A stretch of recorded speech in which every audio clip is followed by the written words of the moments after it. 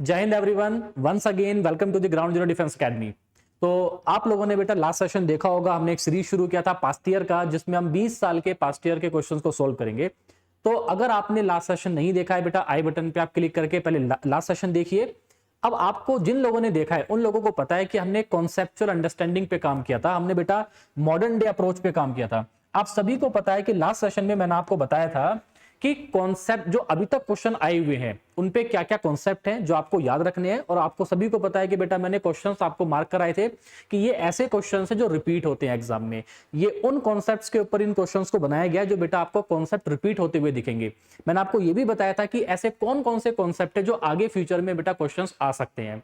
तो आपको पता है हर सेशन में जो हम ध्यान दे रहे हैं बेटा कॉन्सेप्ट पे दे रहे हैं, और क्वेश्चन हम पर्टिकुलर क्वेश्चन को सोल्व नहीं कर रहे हैं, हम उसके पीछे के कॉन्सेप्ट क्या है, आगे क्या कॉन्सेप्ट और रिपीट हो सकता है, हम इन्हीं सभी बातों पे ध्यान दे रहे हैं। इसीलिए बेटा हम 20 साल के पास्ट ईयर को हम सोल्व कर रहे हैं।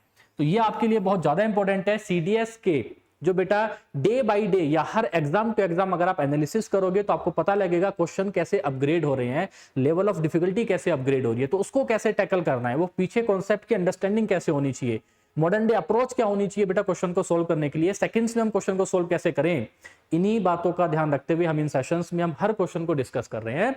तो बेटा पहला टॉपिक जो हमने चूज किया था वो नंबर सिस्टम है। नंबर सिस्टम का दूसरा सेशन है, सेकंड डे है। तो अगर आपने अभी तक आप हमारे साथ नहीं जुड़े हैं तो बेटा आप जुड़ जाइए, ये सीरीज हम कंटिन्यूअस करेंगे पूरा नंबर सिस्टम। जिन बच्चों को लास्ट में ये लगता है कि सर हमें रिवीजन चाहिए क्विक, हम सारे कॉन्सेप्ट्स को नहीं पढ़ पाए, उनके लिए बेटा ये बहुत दमदार सेशन होने वाले हैं। क्योंकि आप सिर्फ इनको देख के, आप लास्ट 3 मंथ में अगर इन सेशंस को देख के जाएंगे तो आप अपना स्कोर 50 प्लस कर सकते हैं। मैंने आपको पता है लास्ट सेशन में 60 प्लस कहने की बात की थी, आज 50 की बोल रहा हूं, क्योंकि बेटा देखो उसके पीछे आपको कॉन्सेप्चुअल अंडरस्टैंडिंग आपकी होना बहुत जरूरी है।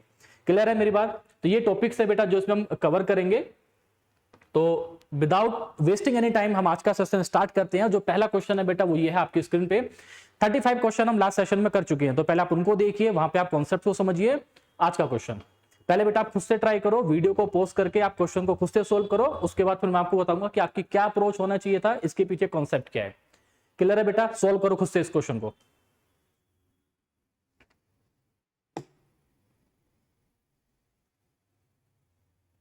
तो बेटा वीडियो को पॉज करके अगर आपने इस क्वेश्चन को सोल्व किया है तो देखो आप सब इसके पीछे देखो, आपको लास्ट सेशन में भी बेटा मैंने लॉग की आइडेंटिटीज लिखवाई थी, उनको आप नोट डाउन कर लेना, उनको अच्छे से याद कर लो।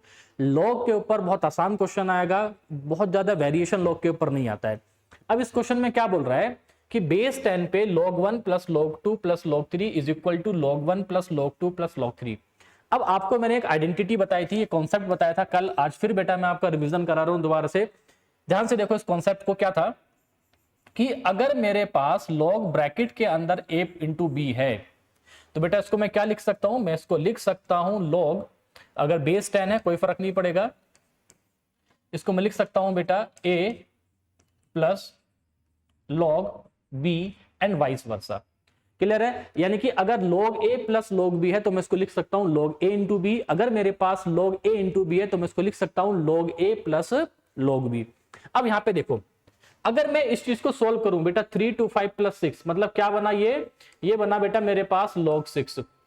अगर ये मेरे पास log 6 बना है तो अब यहां पे देखेंगे हम log 1 plus log 2 plus log 3, तो मैं इसमें क्या अप्लाई कर सकता हूं, log a plus log b क्या होता है log a इंटू बी। तो अगर मैं इन सबकी मल्टीप्लाई करूंगा तो आप दिखेगा यहाँ पे log ब्रैकेट के अंदर 1 इंटू 2 इंटू 3, बेटा ये क्या बनेगा log 6। What does it means? इसका मतलब क्या हुआ कि जो पहला स्टेटमेंट है, जो मेरा अजर्शन है वो क्या हो गया यहाँ पे सही हो गया। अब देखो, अब आपको इसको ऑप्शन लग रहा होगा, तो बेटा अजर्शन और रीजन में जो स्टेटमेंट होते हैं, जो ऑप्शंस होते हैं वो क्या क्या होते हैं। पहला ऑप्शन आता है both A and R are correct and R is the correct explanation of A. दूसरा ऑप्शन आपके लिए क्या होता है कि ए और आर दोनों ठीक है लेकिन R is not the correct explanation of A. और बेटा तीसरे में क्या होता है कि A is correct, R is false, और बेटा डी में क्या होता है A is true and sorry A is false and R is also false. तो अब यहां पे आपको समझ आया कि पहला स्टेटमेंट तो मेरा सही है। अब देखते हैं कि जो इसने रीजन दिया है क्या वो सही है। log a plus b plus c is equal to log a plus log b plus log c। बेटा ये हमने अभी तक कोई आइडेंटिटी नहीं पढ़ी है, ना मैंने आपको बताई है लास्ट सेशन में भी और अभी भी। इट मींस ये कोई आइडेंटिटी होती ही नहीं है, तो ये क्या हो गया गलत। अगर रीजन ही गलत हो गया तो बेटा रीजन गलत किस ऑप्शन में है, सिर्फ और सिर्फ चार्ली ऑप्शन में, क्योंकि यहां पे मेरा अजर्सन ठीक है और रीजन मेरा गलत है, तो इस क्वेश्चन का आंसर क्या हो जाएगा, चार्ली। ये अब ये चीजें आपको बेटा सेकंड्स में करनी है, विद इन सेकंड्स में करनी है, और ये आप तभी कर पाओगे जब आपको लोग की आइडेंटिटीज पता है, आपको इनके पीछे के कॉन्सेप्ट पता है, तो वो आपको अच्छे से आनी चाहिए। नेक्स्ट क्वेश्चन देखो बेटा, आप एक बार खुद से सोल्व करो इस वीडियो को पॉज करके।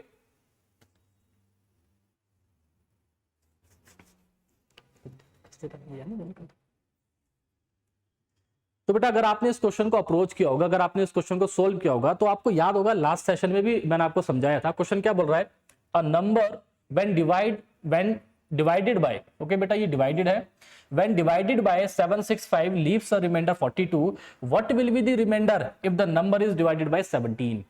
अगर मैं किसी नंबर को 765 से डिवाइड कर रहे हैं तो रिमाइंडर क्या आया, 42। क्या रिमाइंडर क्या होगा अगर मैं उसी क्वेश्चन को बेटा किससे डिवाइड कर दूं, 17 से डिवाइड कर दूं।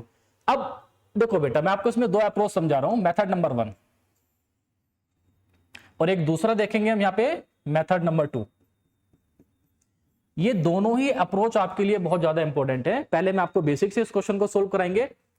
मैंने क्या बोला कि देखो, अगर आपको याद होगा बेटा, मैंने आपको इसमें शॉर्टकट बताया था। शॉर्टकट क्या बताया था कि अगर कभी भी आप एक नंबर से डिवाइड करके रिमाइंडर 72 आ रहा है, मतलब 42 आ रहा है, अब ये देखो कि ये दूसरा डिवाइजर है ना, ये पहले वाले डिवाइजर का फैक्टर होना चाहिए। आप देखो बेटा, अगर मैं देखूंगा यहां पे तो 765 17 का मल्टीपल है, मतलब 17 इज अ फैक्टर ऑफ 765, आप चेक करना। तो यहां पे जो डायरेक्ट आंसर आएगा ना, आप बेटा 42 को डिवाइड करके लिख सकते हो। तो ये मैं मेथड नंबर 1 में डाल देता हूं कि यहां पे डायरेक्ट मैंने बताया था कि 17 से हम डिवाइड करेंगे किसको बेटा, 42 को।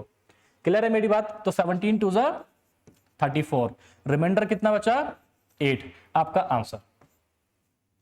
ये सबसे आसान तरीका है कि कभी भी अगर आप एक नंबर को डिवाइड कर रहे हो किसी भी नंबर से और रिमाइंडर 42 आ रहा है, उसी नंबर को अगर आप दूसरे नंबर से डिवाइड कर रहे हो, ध्यान रखना वो दूसरा नंबर पहले वाले नंबर का फैक्टर होना चाहिए।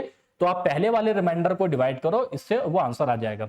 अब इसके पीछे कॉन्सेप्ट क्या है वो अंडरस्टैंडिंग आपको होना बहुत जरूरी है, क्योंकि ये आप सिर्फ पर्टिकुलर इसी क्वेश्चन पे कर सकते हो। देखो बेटा, आपको पता है कि अगर मैं किसी भी नंबर को डिवाइड करता हूं तो हम लिखते कैसे हैं, number is equal to divisor into quotient plus remainder. अगर आपको यूक्लिडियन एल्गोरिथम याद है, अगर आपको बेटा डिविजिबिलिटी का जो सबसे बेसिक कॉन्सेप्ट है अगर वो याद है, तो हमने क्या लिखा था कि जो नंबर डिवाइड हो रहा है दैट इज डिविडेंट या number is equal to divisor, जो डिवाइड कर रहा है। कितनी बार हमने टेबल पढ़ा, दैट इज क्वोशिएंट, और जो लेफ्ट ओवर बचा उसको हमने क्या बोला, रिमाइंडर। अब इस फॉर्मेट से इस क्वेश्चन को हम कैसे सोल्व करेंगे। लेट्स से बेटा वो नंबर मेरे पास n है, मैंने n को किससे डिवाइड किया है, 765 से। तो 765 इंटू बेटा कुछ ना कुछ तो एक क्वोशिएंट आया होगा, a मान लेते हैं, प्लस रिमाइंडर कितना है, 42। नाउ ही इज सेइंग कि उसी नंबर को मैंने किससे डिवाइड किया है, 17। नंबर को मैंने किससे डिवाइड किया है, 17। एक दूसरा हमारे पास एक क्वोशिएंट आया होगा, प्लस r पूछा है। बेटा दोनों नंबर कैसे हैं, बराबर, दोनों को बराबर रख दो। ये मेथड ऐसा है कि आपको आना ही चाहिए अगर बेटा आपको बहुत सही क्वेश्चंस को अगर अप्रोच करना है। तो इसको इधर लिख लेते हैं थोड़ा सा।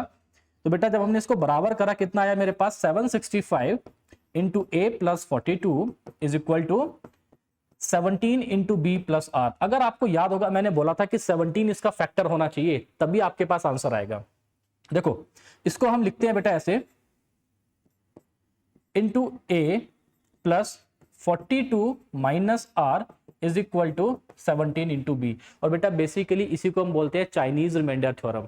ठीक है, अब आपको डायरेक्टली पता हो चाहे इनडायरेक्टली पता हो, पर ये आपको सोल्व करना आना चाहिए। आपको लग रहा होगा कि सर जब मेरा 1 सेकंड में मेथड नंबर 1 से आंसर आ गया, मैं क्यों इस पे काम करूं। ठीक है, मैं आपको ये नहीं कह रहा कि आप इससे सोल्व करो, आपको ये अंडरस्टैंडिंग होनी चाहिए, क्योंकि आगे बहुत अच्छे क्वेश्चंस आएंगे जिनको आप ऐसे नहीं कर पाओगे। लेकिन ये ऐसा मेथड है बेटा जो हर क्वेश्चन पे हर जगह एप्लीकेबल होगा। अब देखो 17 से ये डिविजिबल है, बिल्कुल, क्योंकि मैंने बताया था ये फैक्टर होना चाहिए। 765 भी बेटा 17 से क्या है, डिविजिबल। आर क्या रखे कि ये 17 से डिविजिबल हो जाए, तो आपने इंडिविजुअली इसको डिवाइड किया। 17 टू जा 14, यहां पर रिमाइंडर कितना बचा, आर माइनस आर। ऐसी आर की क्या वैल्यू रखूं कि ये बेटा 17 से डिविजिबल हो जाए, ताकि ये पूरी इक्वेशन को सेटिस्फाई करा दे। तो आपने देखा कि सर आर की जगह 8 रख देंगे, तो अगर आप r की जगह 8 रखोगे तो ये पूरी टर्म क्या हो जाएगी बेटा 17 से डिविजिबल, ये भी 17 से डिविजिबल, ये भी 17 से डिविजिबल, इसको 17 से डिविजिबल होने के लिए मैंने r की जगह 8 रखा, तो मेरा रिमाइंडर क्या आ गया 8। अब देखो आप में से बेटा हो सकता है कि बहुत लोगों को ये मेथड समझ में नहीं आया होगा, आपको ये शॉर्टकट पता है, आप शॉर्टकट से करो, लेकिन आज की जो डिमांड है, जो आज का पैटर्न है बेटा यूपीएससी का सीडीएस में, आपको ये पता होना चाहिए कि कैसे निकालते हैं। जैसे जैसे हम पास्ट ईयर के क्वेश्चन को सोल्व करेंगे आपको ये बात समझ में आ जाएगा कि इससे काम नहीं चलने वाला। ठीक है, आपका उस पर्टिकुलर क्वेश्चन पे आंसर आ गया है, लेकिन जो टफ क्वेश्चन होंगे बेटा इसके बिना सोल्व नहीं हो पाएंगे वो। तो इस मेथड को आप ध्यान से समझो, नहीं समझ में आएगा तो बेटा आप मेरे को जो है कमेंट सेक्शन में बता दीजिएगा। Next question on your screen is, आप सोल्व करो इसको।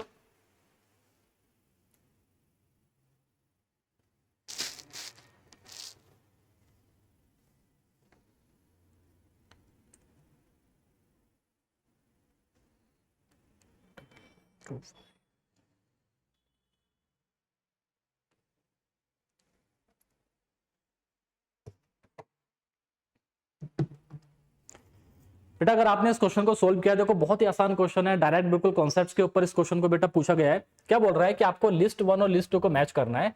लिस्ट 1 में आपको कुछ 3 क्वेश्चन दिए गए हैं और राइट में आपको क्या दे रखा है यहाँ पे यूनिट प्लेस, आपको बताना है कि इसकी यूनिट प्लेस क्या है। तो अगर आपको याद होगा बेटा मैंने आपको 4 रूल लिखवा रखे हैं, उन बेसिक रूल से भी आप इसको निकाल सकते हो। रूल नंबर 1 क्या था, मैं आपको फिर भी एक बार बेटा रिमाइंड करा देता हूं कॉन्सेप्ट के तौर पे।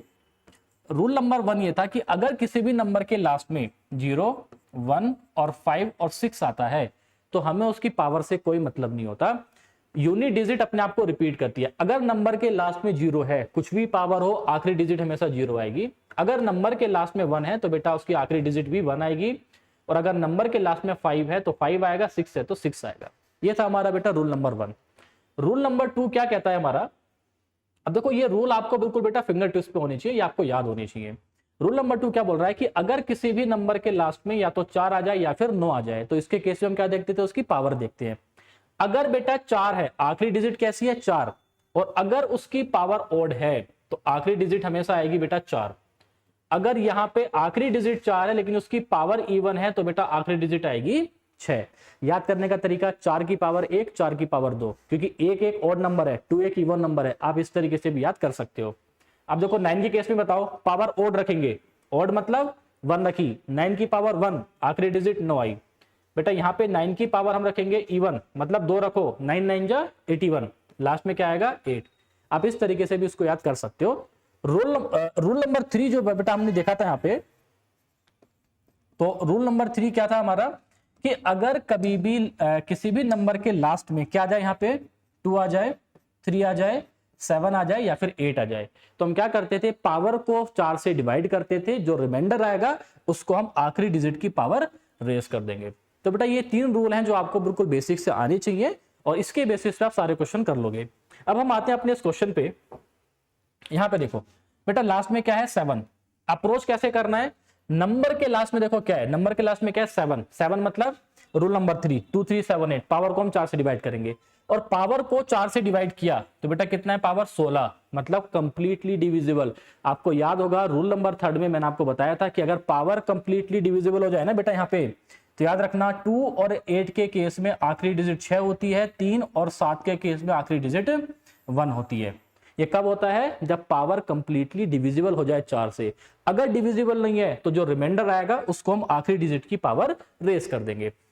बेटा कंप्लीटली डिविजिबल है तो 7 के केस में आखिरी डिजिट क्या आएगी 1, मतलब ए का 1 कितने ऑप्शन में है, 2 ऑप्शन में है। ठीक है, बी को चेक कर लो, बस आपका आंसर आ जाएगा। या उससे बढ़िया है कि मैं सी को चेक कर लेता हूं। आपने सी को देखा, यहाँ पे क्या है बेटा 9, 9 के केस में हम क्या देखते हैं, पावर इवन या ऑड। आपको क्या दिख रहा है, पावर ओड है, पावर ओड है तो मतलब 9 की पावर 1 9, तो बेटा सी की आखिरी डिजिट क्या आएगी 9, मतलब सी की वैल्यू कितनी आ रही है 5। बेटा देखो ए का 1 है, हमने चेक कर लिया, सी का क्या है 5 है, किस में आ रहा है, ओनली इन द डेल्टा। आपको सारे ऑप्शन चेक करने की जरूरत नहीं है, आपको एलिमिनेशन आना चाहिए, आपका दोनों जगह दिमाग चलना चाहिए, यहां पे भी और यहां पे भी, कि ऑप्शंस के थ्रू हम कैसे क्वेश्चंस को और इजी कर सकते हैं। हो सकता है आप सभी ने बेटा इसको भी सोल्व किया होगा, नहीं करना, आपको ये भी चीजें इस क्वेश्चन में देखनी है। नेक्स्ट क्वेश्चन देखिए बेटा, अगेन अच्छा क्वेश्चन है। What least number x must be subtracted from 797 so that 797 minus x on being divided by 8, 9 and 11 leaves in each case the same remainder for। अब देखो ये एचसीएफ और एलसीएम का question है। सबसे पहली चीज आपको ये क्वेश्चन पढ़ के समझ आना चाहिए कि ये क्वेश्चन बेटा किस टॉपिक का है। अगर आप यहां पे देख रहे हो, मैंने आपको दो बेटा कीवर्ड बताए थे, डिवाइड्स द मतलब एचसीएफ, डिविजिबल बाय मतलब एलसीएम। यहां पे देखो क्या बोल रहा है, ऐसा सबसे छोटा नंबर बताओ x जिसको मैं 797 में से घटाऊं, ठीक है, और घटाने के बाद क्या हो जाए, डिवाइडेड बाय 8 9 11। तो डिवाइडेड बाय मतलब एलसीएम निकलवा रहा है आपसे। कैसे निकालोगे वो एक बात की बात है, पहले आपको क्वेश्चन पढ़ के समझ आना चाहिए कि क्वेश्चन एलसीएम का है, एचसीएफ का या फिर डिविजिबिलिटी का है। तो यहां से डिवाइडेड बाय से मेरे को समझ आया कि भाई 8 9 11 के एलसीएम पे काम कर रहा है। बेटा सेम रिमाइंडर कितना है, 4। अब देखो आपको करना क्या है, सबसे पहली चीज मैं 8 9 और 11 का एलसीएम फाइंड करेंगे। बेटा सारे के सारे नंबर को प्राइम है, रिलेटिवली प्राइम है, ठीक है, तो डायरेक्ट मल्टीप्लाई कर दो। तो इनका एलसीएम कितना आएगा बेटा, 8 into 9 into 11 that is 88 into 9। तो 9 8 जा 72, कैरी 7 गया, 9 8 जा 72 कितना गया बेटा 792। रिमाइंडर क्या चाहिए, 4। तो ऐसे केस में अगर सेम रिमाइंडर होता है ना तो बेटा एलसीएम निकालो और रिमाइंडर को ऐड कर दो। मतलब मेरे पास 796 एक ऐसा नंबर होगा जिसको मैं 8 9 11 से डिवाइड करके हमेशा रिमाइंडर क्या आएगा, 4 आएगा। तो इस तरह के क्वेश्चन में ये बेटा ऐसे 4 से 5 लैंग्वेज बेस्ड क्वेश्चंस होते हैं डिविजिबिलिटी और एलसीएम और एचसीएफ के। पहले हमें यहां से पता लगा डिवाइडेड बाय मतलब एलसीएम, अब सेम रिमाइंडर है ना, एलसीएम निकाल के उस सेम रिमाइंडर को ऐड कर दो, आपका आंसर आ गया। लेकिन ये नहीं पूछा, उसने क्या पूछा है कि 797 में से क्या घटाऊं। तो एक बार बताओ बेटा 797 में से क्या घटाऊं कि मुझे क्या मिल जाए, 796। क्या घटाना पड़ेगा मेरे को, 1 घटाना पड़ेगा, और वही तो x की वैल्यू है। तो answer of this question is Bravo. अब ये चीजें आपको बेटा एग्जाम में सेकंड्स में करनी है, लेस देन 30 सेकंड्स में आपको ये दिमाग लगाना आना चाहिए कि क्वेश्चन को पढ़ो, रीड करो, समझ आना चाहिए कि ये क्वेश्चन कहां का है। अदरवाइज बेटा क्वेश्चन में टाइम कंज्यूम करोगे, उसके अलावा और कुछ नहीं कर पाओगे। अगेन डिविजिबिलिटी का क्वेश्चन है बेटा, आपको लग रहा होगा कि सर इसमें तो रिमाइंडर पूछा गया है, दोनों मेथड से आप क्वेश्चन को सोल्व करोगे। क्वेश्चन में क्या है, इफ 11109111 इज डिवाइडेड बाय 1111। देखो बेटा इस क्वेश्चन को आप स्टार मार्क कर लो, ठीक है। स्टार इसलिए नहीं करा रहा कि ये बहुत टफ क्वेश्चन है या कुछ अलग तरीके से, नहीं, इसके पीछे जो कॉन्सेप्ट है वो आपको पता होना चाहिए। दो तरीके हैं बेटा इस क्वेश्चन को सोल्व करने के, हम दोनों तरीके से करेंगे। पहले आप खुद से सोल्व कीजिए, उसके बाद फिर आप अपने सॉल्यूशन को मेरे सॉल्यूशन से मैच कीजिएगा कि आप लोगों ने कैसे क्या है, आपकी एग्जाम में अप्रोच क्या होनी चाहिए थी अगर आपको कॉन्सेप्ट आते हैं तो, ठीक है। तो देखो बेटा अगेन मेथड नंबर 1 जो इस क्वेश्चन को सोल्व करने का है दैट इज बेटा बेसिक डिविजिबिलिटी। उसने क्या पूछा है, 11109999 को मैं 100 मतलब 1111 से डिवाइड करूं तो बेटा रिमाइंडर क्या है। सबसे आसान तरीका, उसको डिवाइड कर दो, ठीक है। बहुत बच्चों को लग रहा होगा कि हम क्या करते हैं बेटा, इसको डिवाइड कर देते हैं। या तो आप इसको डिवाइड करो, जैसे बेटा मैंने देखा, तो इसको मैं डिवाइड करूंगा, 9 टाइम्स गया, 9 1 जा 9, 9 1 जा 9, 9 1 जा 9 और 9 1 जा 9। बेटा 0 गया, कैरी लिया, यहां से 10 में से 9 गया 1, यहां पे कितना जाएगा, अगेन 10 में से 9 गया 1, 10 में से 9 गया 1, एक 9 और उतार लेंगे, दोबारा कितनी जाएगा बेटा, 9 टाइम्स जाएगा, तो कितना जाएगा ये 9 9 9 9 एंड 9, 9 में से 9 गया 0, बेटा यहां से कैरी लेंगे, 1 गया, कैरी लिया, 1 गया, कैरी लिया, 1 जाएगा। इसके बाद हमने क्या किया इसको कि फिर 9 टाइम्स गया, बेटा एक बार आप कैलकुलेशन चेक कर लेना अगर कुछ इसमें गलत हो रहा हो तो, ठीक है। 9 1 जा 9, 9 1 जा 9, 9 1 जा 9, अच्छा इसमें एक 1 और आएगा, क्लियर है, अच्छा ठीक है। आप इसको इसमें करोगे, इसमें यहाँ पे, इसमें इसको, इसमें इसको, अच्छा यहाँ पे भी एक 1 और आएगा, ठीक है। हाँ ठीक है, 11,110। अच्छा एक बार दोबारा देख लेते हैं इसकी कैलकुलेशन को, लगता है कुछ गड़बड़ी होगी इसमें। तो बेटा पहले हमने इसको करा 9 टाइम्स, तो कितना गया, अब देखो ये है 11,109, जब हम 9 से मल्टीप्लाई करेंगे तो कितना मिलेगा बेटा, हमें यहाँ पे लिखना पड़ेगा, ओके 4 बार 9 है ना, तो आप ऐसे लगा दो, ये है 9,999, ये है 11,109, 9 में से 9 गया बेटा 0, यहाँ पे कैरी लिया, तो 10 में से 9 गया 1, यहाँ 0 आ गया, यहाँ से कैरी लिया, 10 में से 9 गया 1 और 10 में से 9 गया 1, आपने इस 9 को उतार लिया, तो कितनी बार जाएगा, दोबारा 9 टाइम जाएगा, तो बेटा 9 1 जा 9, 9 1 जा 9, 9 1 जा 9, 9 1 जा 9, 9 में से 9 गया 0, कैरी लिया आपने 1, यहाँ पे कैरी लिया 1 और यहाँ पे कैरी लोगे क्या जाएगा बेटा 1, आपने एक और 9 उतारा, फिर 9 बार जाएगा, आई थिंक ठीक था पहले बार भी हमारा, तो बेटा 9 9 9 और 9 ये एक्स्ट्रा आ गया, तो बेटा 9 में से 9 गया 0, कैरी लेंगे यहां से, 1 गया, फिर कैरी लिया, 1 गया और फिर कैरी लिया, तो ये क्या आ गया मेरे पास, रिमाइंडर। देखो एक तरीका तो यह था कि आपने बेसिक इसको डिवाइड किया और आपका आंसर आ गया। लेकिन अगर आप सीडीएस जैसे एग्जाम में जा रहे हो, बेटा आपकी अंडरस्टैंडिंग इससे बेहतर होनी चाहिए। अभी ये आपके लिए छोटा नंबर है, हो सकता था इससे बहुत बड़ा नंबर आ जाए, या हो सकता है जैसे मैंने गलती की थी बेटा कैलकुलेशन में, आप भी उसको कर पाते। आपको ये कैसे पता लगता है कि सर ये 9 टाइम्स ही जाएगा? आपको टाइम लगेगा ना, एटलीस्ट आपको 5 से 6 सेकंड लगेंगे ये बात सोचने में कि मैं 1111 से कितने टाइम इसको डिवाइड करूं। अगर आपकी कैलकुलेशन अच्छी नहीं है, तो अगर आपको कैलकुलेशन से बचना है, उसके लिए बेटा मेथड नंबर 2, जो मैंने आपको अभी पीछे भी समझाया था, इसकी अप्रोच आपको समझ में आनी चाहिए। मेथड नंबर 2 क्या, देखो कहना क्या चाह रहा है आपसे बेटा, 11109999 को मैंने किससे डिवाइड किया है, 1111। अब अगर आप मेरे स्टूडेंट हैं तो आपको पता है, मैंने आपको बताया था कि 1111 अगर मैं काम करना चाह रहा हूं, 4 डिजिट का नंबर अगर 2 डिजिट को रिपीट करके बनाए, तो बेटा वो हमेशा 101 से डिवाइड होगा। किससे डिवाइड होगा?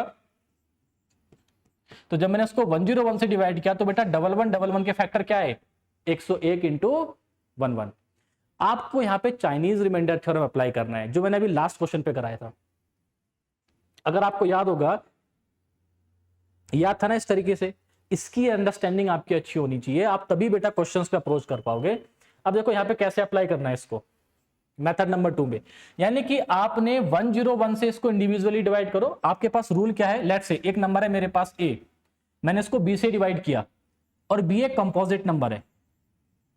बेटा कैसा नंबर है ये, क्योंकि आपको पता है डिविजिबिलिटी में मैंने आपको रिमाइंडर थ्योरम में सब बताया कि अगर प्राइम है तो कैसे लगाना है, टोशन का इस्तेमाल कैसे करना है, लिटिल फॉर्मेट थ्योरम को हम कैसे अप्लाई करेंगे, टोशन फंक्शन को, यूलर्स बेटा टोशन फंक्शन को हम कैसे अप्लाई करेंगे, ठीक है, विल्सन थ्योरम का यूज कहां करते हैं, सारी थ्योरम्स मैंने बेटा आपको लिखाई हुई है। अगर आपको नहीं पता है तो आपको आना चाहिए, ठीक है, that is the level of CDS right now. अब देखो बी एक कंपोजिट नंबर है, तो कॉन्सेप्ट क्या है कि पहले आप बी को फैक्टर्स की फॉर्म में लिखो, प्राइम फैक्टर्स की फॉर्म में लिखो। लेट्स से मैंने इसको लिख दिया, तो चाइनीज रिमाइंडर थ्योरम क्या बोलती है कि आप P1 से A को इंडिविजुअली डिवाइड करो, आप P2 से A को इंडिविजुअली आप डिवाइड करो, जो भी रिमाइंडर आएगा उसको इस फॉर्म में लिखेंगे, क्योंकि मैं A को डिवाइड कर रहा हूं, तो A को डिवाइड किया किससे, P1 से। बेटा कोई एक क्वेश्चन आया होगा प्लस R1, मैंने A को ही डिवाइड किया P2 से, एक दूसरे प्राइम से, जो भी बेटा इसके फैक्टर्स होंगे, लेट्स से y टाइम्स गया, इसका रिमाइंडर मेरे पास R2 आ गया, ये R1 आ गया, ये भी A और ये भी A, इसको बेटा बराबर करके लिख दो। मतलब P1 into x plus R1 is equal to P2 into y plus R2। देखो बेटा ये ऐसा कॉन्सेप्ट है, बहुत बच्चों को हो सकता है कि दिक्कत हो रही होगी इसको समझने में, तो ये आपकी क्लास में बेटा प्रैक्टिस होनी चाहिए, आपको ये कॉन्सेप्ट पहले से आना चाहिए। आप हर टाइम इस क्वेश्चन को ऐसे सोल्व नहीं करोगे बेसिक से, आपको ये पता होना चाहिए इसका यूज कैसे करना है, इसको अप्लाई कैसे करना है विद इन सेकेंड्स। क्लियर है? अगर मैं बेटा एग्जाम में इस क्वेश्चन को सोल्व करूंगा तो मैं इतना कुछ नहीं करूंगा, मुझे बोला 1111 से मेरे को समझ आया 4 डिजिट का नंबर 2 डिजिट को रिपीट करके बना रहा है, 101 से डिवाइड होगा, 101 से डिवाइड हुआ, डिवाइड करके देखा इंटू 11, दोनों कैसे बेटा प्राइम नंबर। अगर आप मेरे स्टूडेंट हो तो आपको पता है कि 101 की डिविजिबिलिटी पे हम काम कैसे करते हैं, 11 की बेटा डिविजिबिलिटी पे हम काम कैसे करते हैं। इसको लिखने का तरीका देखो यहाँ पे,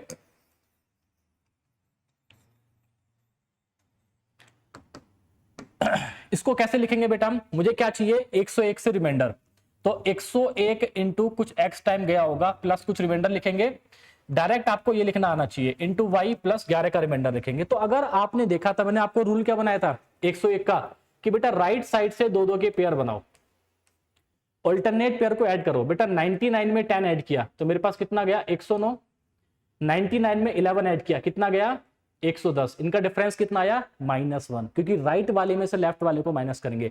तो 109 में से 110 घटाया, ठीक है बेटा 109 में से 110 घटाया, रिमाइंडर कितना आया -1। अगर आपको याद हो -1 का मतलब डिवाइजर में से माइनस करके लिख दो, 101 में से 1 माइनस करके लिखा कितना आएगा बेटा आपके पास 100, प्लस 11 से डिवाइड करो।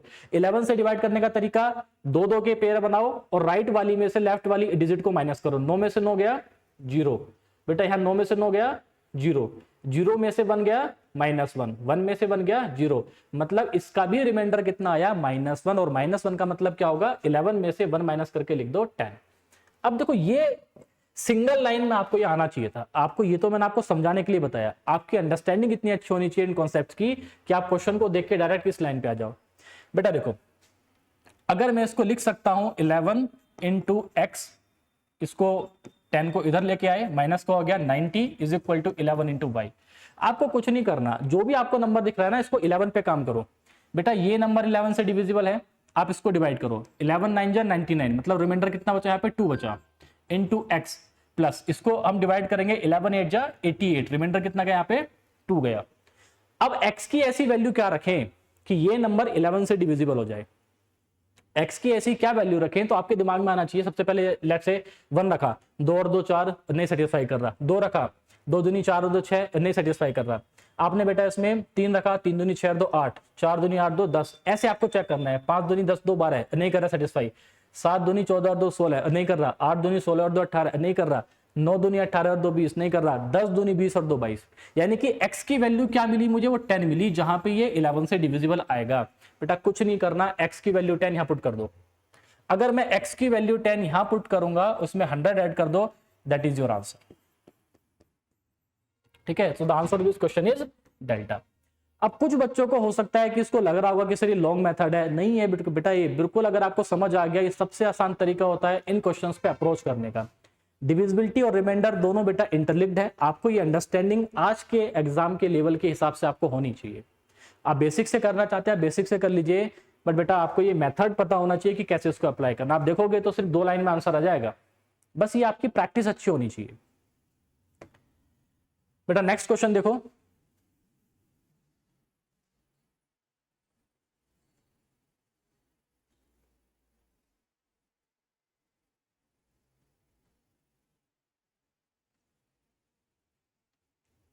देखो अगर आपने बेटा इस क्वेश्चन को सोल्व किया होगा, वो क्वेश्चन क्या कह रहा है, when a certain number is multiplied by 18 the product consist entirely 2s, so what is the minimum number of such 2s in the product. अब देखो अगर मैं बेटा, अगर आपको लग भी रहा था कि सर ये 2005 के पहला पेपर है जो थोड़ा सा लंबा जा रहा है, जो कि नहीं जा रहा, वो आपको लग रहा है कि लंबा जा रहा है, तो देखो नेक्स्ट क्वेश्चन देखो, कितना आसान क्वेश्चन आपसे पूछ लिया इसमें। अब उसने क्या बोला है कि मैं 18 से किसी नंबर में मल्टीप्लाई कर रहा हूं, लेट्स से वो नंबर n है, n में बेटा मैंने 18 से मल्टीप्लाई किया, और 18 से मल्टीप्लाई करके क्या मिला मुझे, एक ऐसा नंबर मिला जिसमें एंटायरली 2 आ रहे हैं। तो मिनिमम नंबर ऑफ 2s बताने हैं जब, तो आप देखो इसको क्या लिखोगे, यानी कि n इज इक्वल टू 2, मुझे पता नहीं कहां तक गया है, डिवाइडेड बाई 18। मतलब आपको 18 की डिविजिबिलिटी पे काम करना है। 18 का मतलब बेटा 2 इंटू 9, अभी समझाया था, देखो सेम कॉन्सेप्ट बन गया, चाइनीज रिमाइंडर थ्योरम। वो 2 से भी डिविजिबल आए, वो 9 से भी डिविजिबल आए, तो 2 से डिवाइड होने के लिए आखिरी डिजिट 2 होनी चाहिए, जो हमें दिख रहा है बेटा है। लेकिन 9 से डिवाइड होने के लिए 9 का रूल क्या था कि सम ऑफ डिजिट्स 9 से डिविजिबल होना चाहिए। तो बेटा अगर पूरे क्वेश्चन में पूरे नंबर में 2 2 है सिर्फ, तो मैं ऐसे कितने 2 रखूं कि वो 9 से डिवाइड हो जाए। तो आपको पता है कि सर अगर मैं 9 टाइम्स 2 रखूंगा तो मेरा जाके बेटा मेरा सम कितना आएगा इसमें 18, जो कि 9 से डिविजिबल है। बस यही पूछा है कि मेरे उसमें कितने 2 होने चाहिए, तो your answer will be 9 2s होने चाहिए। आपको डिविजिबिलिटी पे ऐसे काम करना है, आपकी अंडरस्टैंडिंग इतनी अच्छी होनी चाहिए कि आप इन क्वेश्चंस को अप्रोच कर पाए। ध्यान रखना क्वेश्चन ये भी पूछ सकता है what is the value of n। ठीक है, n की वैल्यू क्या है, तो बेटा ध्यान रखो अगर n पूछ रहा है मतलब आपको इसको 18 से डिवाइड करना पड़ेगा, किसको, डबल टू कितने टाइम्स बेटा, ये 9 टाइम्स होगा। अब यहां पे इसको डिवाइड करोगे तो जो क्वेश्चन होगा ना वही बेटा आपका n होगा। अब आपको ये समझना है, क्लियर है मेरी बात, क्योंकि ये क्वेश्चन अभी तक क्या पूछा, कितने 2s आएंगे, ये भी पूछ सकता है व्हाट इज द नंबर जो 18 में मैंने मल्टीप्लाई किया, वो ऐसा कौन सा नंबर था जो मेरे को एंटायरली 2 दे रहा है। दोनों तरीके से क्वेश्चन आएगा, तो आप इसको 18 से डिवाइड करोगे, जो क्वेश्चन होगा वो आपका आंसर हो जाएगा। क्लियर है। नेक्स्ट क्वेश्चन देखो बेटा क्या बोल रहा है कि what is the least number by which 3675 be multiplied so that the product is a perfect square. अब यहां पे देखो अगर कभी भी बेटा स्क्वायर का क्वेश्चन आता है तो ध्यान रखना 4 से 5 चीजें आपको ऑन एन डे किसी भी दिन आपको बेटा आनी चाहिए, on any day on any question. अगर एक परफेक्ट स्क्वायर का क्वेश्चन है 4 से 5 चीज ऐसी हैं जो आपको आनी चाहिए। क्या क्या, पहला बेटा यूनिट डिजिट आपको पता होना चाहिए, दूसरा बेटा डिजिटल रूट, तीसरा लास्ट 2 डिजिट। अगर आपको ये 3 चीज पता है, बाकी और भी है, जैसे every perfect square number can be written in the form of 3k plus 1, इसी में मैं लिख सकता हूं 4k और 4k प्लस 1, इसी में मैं लिख सकता हूं बेटा 5k और 5k माइनस प्लस 1। अब किसी भी नंबर पे आप इस चीज को आप आप रिप्रेजेंट कर सकते हो, वो आपके ऊपर है। कैसे करते हैं ये बेटा मैं किसी और सेशन में इसको समझा दूंगा, आगे कोई क्वेश्चन आएगा तब मैं आपको इसको एक्सप्लेन करूंगा कि हम किसी भी नंबर में इसको हम कैसे लिख सकते हैं। तो कोई भी नंबर अगर एक स्क्वायर है तो it can be written in the form of 3 k और 3 के प्लस 1, 4 के और 4 के प्लस 1 और 5 के और 5 के माइनस प्लस 1 हो सकता है। इसके अलावा भी मैं और बना सकता हूं, वो बेटा मेरे अकॉर्डिंग है, मेरे ऊपर है कि मेरे को इसको कहां तक लेके जाना है। लेकिन परफेक्ट स्क्वायर फाइंड करने के लिए ये 3 चीज आपको पता होनी चाहिए। एक एक करके मैं आपको लिखवा देता हूं। यूनिट डिजिट का कहने का मतलब यह है कि अगर एक परफेक्ट स्क्वायर नंबर है तो यू शुड नो उसकी आखिरी डिजिट कभी भी बेटा 2, 3, 7, 8 नहीं हो सकती। आपको यह पता होना चाहिए। किसी भी स्क्वायर नंबर के लास्ट में कभी भी 2, 3, 7, 8 नहीं आएगा। डिजिटल रूट मतलब जिन लोगों को नहीं पता मैं आपको बता देता हूं। डिजिटल रूट बेसिकली बेटा रिमाइंडर होता है 9 से डिवाइड करके। किसी भी नंबर को जब आप 9 से डिवाइड करोगे, 9 से डिवाइड करने के बाद जो रिमाइंडर आएगा उसी को हम क्या बोलते हैं, digital root. As simple as that, आपको उसमें और कुछ नहीं करना। तो किसी भी स्क्वायर नंबर का बेटा डिजिटल रूट 1479 के अलावा हो ही नहीं सकता। देखो ध्यान से समझो, एक स्क्वायर है तो उसका डिजिटल रूट 1479 आएगा। अगर किसी का डिजिटल रूट 1479 आ रहा है तो इट मे और may not be a perfect square number.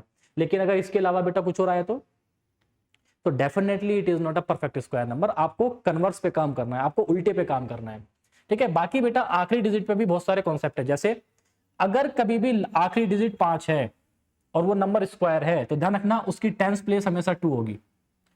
जैसे अगर कोई भी एक नंबर है जिसके लास्ट में बेटा 0 आ रहा है and if it is a square तो उसकी टेंस प्लेस पे हमेशा क्या होगा, 0 होगा। जैसे अगर 6 है तो 6 से पहले हमेशा ओड आना चाहिए। अगर किसी भी बेटा स्क्वायर की आखिरी डिजिट 6 है तो इससे पहले एक ओड नंबर आना चाहिए, ये ओड है, ठीक है। इसके अलावा कुछ भी बचा जो 2, 3, 7, 8 के अलावा और 5 और 6 के अलावा 0 के अलावा कुछ भी आए, यहाँ पे हमेशा इवन आएगा। चाहे बेटा आपका 1 आ जाए, चाहे आपका 4 आए, चाहे आपका 7 आए, चाहे आपका 9 आए, टेंस प्लेस हमेशा कैसी होगी, ओड। अब ये चीज आपके फिंगर टिप्स पे होनी चाहिए, ये चीज आपको पता होनी चाहिए, तभी आप क्वेश्चन को अप्रोच कर पाओगे, ठीक है। अब देखते हैं बेटा इस क्वेश्चन में क्या देखना है। मुझे मल्टीप्लाई करना है। अच्छा, एक बेसिक तरीका भी है कि आप उसके फैक्टर निकालो और आप उस क्वेश्चन को सोल्व करो। अब 3, 6, 7, 5 बहुतों को लग रहा होगा कि सर आसान क्वेश्चन है, हम डायरेक्ट भी इसको कर सकते हैं। बेटा एक बार बताओ, मैंने 2 से मल्टीप्लाई किया, 2 5 जा 10, 0 कैरी गया 1, 2 7 जा 14 और कितना गया 5, अभी समझाया था। अगर लास्ट में 0 है तो बेटा 0 हमेशा इवन पेयर में आएगा, मतलब this can not be the answer. मैंने 3 से डिवाइड किया, 3 5 जा 15 कैरी गया 1, 7 3 जा 21 और एक 22, 5 से पहले 2 आना चाहिए, हाँ ये आंसर हो सकता है। बेटा 5 से मल्टीप्लाई किया, 5 5 जा 25 कैरी कितना गया 2, तो 5 7 जा 35, 2 कितना गया 75, अभी समझाया था 5 से पहले कभी 2 के अलावा कुछ आ ही नहीं सकता, this can not be the answer. 7 से मल्टीप्लाई किया, 7 5 जा 35 कैरी गया 3, 7 7 49 और 3 कितना गया बेटा 2, यानी कि यहां पे हम इन दोनों पे आगे फंस गए। या तो ये आंसर हो सकता है और या फिर ये आंसर हो सकता है। तो देखो यूनिट डिजिट के बेसिस पे आपने सेकंड्स में क्या क्या काम किया बेटा, यहाँ पे 2 ऑप्शंस को आपने एलिमिनेट कर दिया। लास्ट में 5 हो सकता है, बिल्कुल हो सकता है, लेकिन उसकी टेंस प्लेस 2 होनी चाहिए। लास्ट में 5 हो सकता है, उसकी टेंस प्लेस क्या होनी चाहिए, तो इन दोनों में से कोई एक आंसर होगा। अब इन दोनों में से कौन सा आंसर हम ये कैसे डिसाइड करें, तो अब आप काम करोगे डिजिटल रूट पे, ठीक है। डिजिटल रूट मतलब 9 से डिवाइड करके रिमाइंडर, उसका तरीका क्या बताया था, आप डिजिट को ऐड करो, 6 और 3 9 बन गया, छोड़ दो, 7 और 5 12 है, 12 में भी 1 और 1 मतलब 1 और 2 ऐड कर दो, इट मींस इसका बेटा डिजिटल रूट कितना है 7 है। आप 3 से मल्टीप्लाई करो, 3 3 9 हो सकता है, बिल्कुल हो सकता है। आप 7 से मल्टीप्लाई करो, 7 3 जा 21, ठीक है।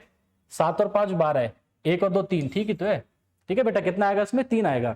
इसके बाद देखो 7 से मल्टीप्लाई करा तो 7 3 जा 21, 21 कितना गया 2 और 3, तो इसका मतलब इसमें भी क्या आ गया 3 आ गया।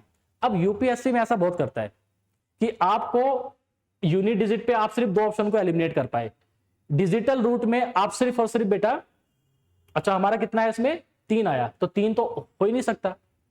किसी भी बेटा स्क्वायर का डिजिटल रूट कितना होगा 1479, 7 से मल्टीप्लाई करके कितना आया 3 आया, मतलब this can not be the answer. तो मेरे पास क्या ऑप्शन बचा सिर्फ, ब्रावो। अब जिन बच्चों को ये कॉन्सेप्ट नहीं पता उनको ये टफ लगेगा कि सर इतना लंबा क्यों करना, बेसिक से डिवाइड कर देंगे। बेटा आप इस क्वेश्चन को बेसिक से डिवाइड कर लोगे, लेकिन जब बड़े क्वेश्चंस आते हैं ना तो यही मेथड होते हैं जिनसे आप सेकंड्स में क्वेश्चन निकालोगे। ये आपको पता होना चाहिए, ये ऐसी बेसिक चीजें जो आपको आनी चाहिए, कोई टफ नहीं है, बस आपने इनको नहीं पढ़ा इसलिए आपको ये टफ लग रहा है। क्लियर है मेरी बात? तो ध्यान रखना बेटा, ये 4 से 5 चीजें हैं जो आपको स्क्वायर में पता होनी चाहिए। यूनिट डिजिट और टेंस प्लेस के बेसिस पे भी आप आंसर्स को फाइंड कर सकते हो, रेदर देन कि आप इसको सोल्व करो। आप कर सकते हो क्योंकि एक छोटा नंबर है। यहीं पे एज्यूम करो अगर एक 6 डिजिट का नंबर होता तो आपके लिए वो टफ होना शुरू होगा, तो तब वहां पे ये चीजें आपको आसान लगेंगी। तो इसीलिए बेटा अभी से इनको प्रैक्टिस करना शुरू करो, इस तरह के शॉर्टकट्स को। नेक्स्ट क्वेश्चन देखो आपसे क्या पूछा है कि what is the LCM of this and this this this and this. तो अगर कभी भी बेटा फ्रैक्शन का एलसीएम निकालना है, लेट्स से कॉन्सेप्ट देखो इसके पीछे क्या है बेटा। कॉन्सेप्ट क्या है कि अगर मुझे let's say a upon b comma c upon d comma e upon f and so on, इसका मेरे को लेट्स से एलसीएम फाइंड करना है। अगर किसी भी फ्रैक्शन का एलसीएम फाइंड करना है तो बेटा ऊपर वालों का एलसीएम निकाल दो।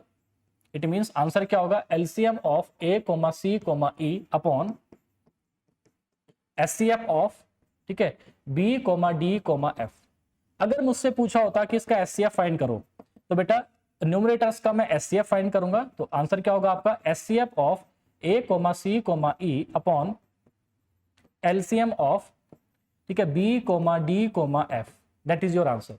इसमें क्या पूछा है मुझसे, एलसीएम, मतलब न्यूमरेटर का मैं एलसीएम फाइंड करूंगा और बेटा डिनोमिनेटर का मैं एचसीएफ फाइंड करूंगा। अब आपको यहां से देखा 8 एक ऐसा नंबर है जो सबको डिवाइड कर रहा है, ठीक है बेटा, 36 को भी डिवाइड कर रहा है, 72 को भी डिवाइड कर रहा है, 96 को भी डिवाइड कर रहा है, मतलब नीचे क्या आएगा 8। कितने ऑप्शन में है, एक ही ऑप्शन में आपका आंसर आ गया। लेकिन फिर भी अगर आपको इसको चेक करना है बेटा, ऊपर वाले नंबर्स का हम क्या निकालेंगे, एलसीएम। तो एलसीएम कैसे निकालते हैं, देखो 5 इसको डिवाइड कर रहा है, छोड़ दो, मतलब 5 को छोड़ दो। आप हमेशा बड़े नंबर पे काम करो, यानी कि 3, 5, 7, 15 का अगर एलसीएम फाइंड करना है तो कोई भी नंबर अगर बड़े नंबर को डिवाइड कर रहा है उसको छोड़ दो। आपको किसका एलसीएम निकालना है, मल्टीप्लाई कर लो बेटा, 15 सत्ते, अच्छा ठीक है, देखो अगर आप 3 को भी देखोगे बेटा, ये भी किस में आ गया, 15 में आ गया, इसको भी छोड़ दोगे, 15 सत्ते 105। तो आपका इसका आंसर क्या आ गया, 105 अपॉन 8, 105 अपॉन 8। बस आपको ये पता होना चाहिए कि फ्रैक्शंस का एलसीएम और एचसीएफ हम कैसे फाइंड करते हैं। That is the only concept. Next question देखो बेटा, इसमें क्या बोल रहा है, अगेन देखो लॉग का क्वेश्चन है, बहुत बेसिक क्वेश्चन है। एक प्रॉपर्टी का हम इस्तेमाल करेंगे, एक आइडेंटिटी इसमें अप्लाई करेंगे लॉग के और आंसर आ जाएगा। लास्ट सेशन में भी बेटा मैंने आपको लॉग के कुछ कॉन्सेप्ट बताए थे, कुछ आइडेंटिटीज मैंने आपको बताई थी, उनको याद करो। बहुत बेसिक क्वेश्चन है, ऐसा नहीं है कोई टफ क्वेश्चन पूछा हुआ है। देखो कॉन्सेप्ट क्या है इसके पीछे जो आपको यूज करना है कि लॉग अगर बेटा a की पावर n है, ठीक है, लॉग a की पावर n है, तो मैं इसको लिख सकता हूं, ये n बाहर आ जाएगा और ये क्या बन जाएगा, लॉग ब्रैकेट के अंदर a। That is the only concept जो हम यहाँ पे इस्तेमाल करेंगे। बस आपको ये पता होना चाहिए कि 512 8 का क्यूब है। तो बेटा देखो अगर 512 8 का क्यूब है तो मैं इसको लिख सकता हूं 8 की पावर 3, और जब इसको सोल्व करेंगे तो मेरे पास क्या जाएगा, log बेस 2 पे इसको लिखेंगे 2 की पावर 3, और पावर की पावर हमेशा ऐड होती है। दूसरा कॉन्सेप्ट बेटा जो हम यहाँ पे यूज करेंगे वो ये होता है कि log a अगर बेस a है तो उसकी वैल्यू होती है 1। अब देखो इसका मतलब पहली आइडेंटिटी के अकॉर्डिंग ये 9 क्या जाएगा बेटा, बाहर आ जाएगा। तो ये क्वेश्चन क्या बनेगा मेरे पास, log बेस 4 पे, log बेस 3 पे, और ये सॉल्व करके कितना है बेटा, यहां से मेरा इसकी वैल्यू आई 9, यहां लिख देंगे log 2 बेस 2 पे क्या हो जाएगा बेटा, 1 हो जाएगा। इसको अगर मैं सॉल्व करूंगा तो मैं इसको क्या लिखूंगा, 3 की पावर 2। तो बेटा यहां से क्या बाहर आ जाएगा, बेस 4 पे ये हो जाएगा log 2 बेस 3 पे 3, इसकी वैल्यू भी क्या हो जाएगी, log a बेस a 1, तो बस इसकी वैल्यू क्या होगी 1। तो मेरे पास क्या बचा बेटा, log 2 बेस 4। देखो जो बेस की पावर होती है ना वो हमेशा बेटा अपॉन में बाहर आती है, यानी कि आप इसको लिख सकते हो 1/2 log 2 बेस 2। कॉन्सेप्ट क्या है जो इस पे हमने अप्लाई किया है कि अगर कभी भी आपके पास, ध्यान रखना, log a अपॉन बेस में अगर लेट से आपके पास a की पावर n है, तो बेटा देखो अगर यहां पे कोई पावर n होती है तो वो मल्टीप्लाई में जाती है, अगर बेस में कोई पावर है तो वो अपॉन में जाती है। तो आप इसको लिखोगे 1/n log a और बेस a। तो यहां पे जो पावर थी ये log बेस में 4 था, तो 2 की पावर 2 लिखा, तो वो 2 कहां आएगा, अपॉन में बाहर आएगा। तो मतलब, और इसका आंसर क्या हो जाएगा, log 2 base 2 is equal to 1, तो 1/2 इज दी आंसर। बहुत बेसिक आइडेंटिटीज है बेटा लॉग के ऊपर, कोई टफ क्वेश्चन नहीं आता लॉग में, लेकिन आपको जो है इनको इंस्टेंटली करना है सॉल्व, आपको स्ट्राइक करना चाहिए वो। नेक्स्ट क्वेश्चन देखो इसमें क्या बोल रहा है, असर्शन और रीजन का क्वेश्चन है बेटा। If 3 and 8 are relatively prime, 8 and 13 are relatively prime, then 3 and 13 are relatively prime. ऐसा क्यों कह रहा है वो, रीजन दिया उसने क्या कि if a and b are relatively prime, b and c are relatively prime, then a and c must be relatively prime. ठीक है, वैसे आपको डायरेक्ट पता होना चाहिए कि ये दोनों स्टेटमेंट सही हैं, लेकिन अगर आपको एग्जाम में आप बैठे हो, लेट्स से आपको नहीं पता कि इनको कैसे चेक करना है, तो आप एक चीज देखो, उसने बोला कि 3 और 8 कैसे हैं रिलेटिवली प्राइम, मतलब उसमें कुछ भी कॉमन नहीं है, उनका एचसीएफ कितना है 1 है। आगे उसने क्या बोला कि 8 और 13 भी कैसे हैं बेटा रिलेटिवली प्राइम, जिसमें कुछ भी कॉमन नहीं है। तो ध्यान रखना डेफिनेटली 3 और 13 भी कैसे होंगे रिलेटिवली प्राइम, उनके अंदर भी कुछ भी कॉमन नहीं होगा। And this is true for every number, and this is true for every natural number. तो मतलब बेटा इसका आंसर क्या हो जाएगा अल्फा, जिसमें असर्शन भी सही है और आपका रीजन भी सही है। नेक्स्ट क्वेश्चन देखो, इसमें आपको इनको डिक्रीजिंग ऑर्डर में लगाना है। अगेन बहुत बढ़िया क्वेश्चन है बेटा, आसान क्वेश्चन है, ऐसे क्वेश्चन आपको बहुत दिखते हैं। एक बार आप खुद से ट्राई करो, then I will tell you the solution.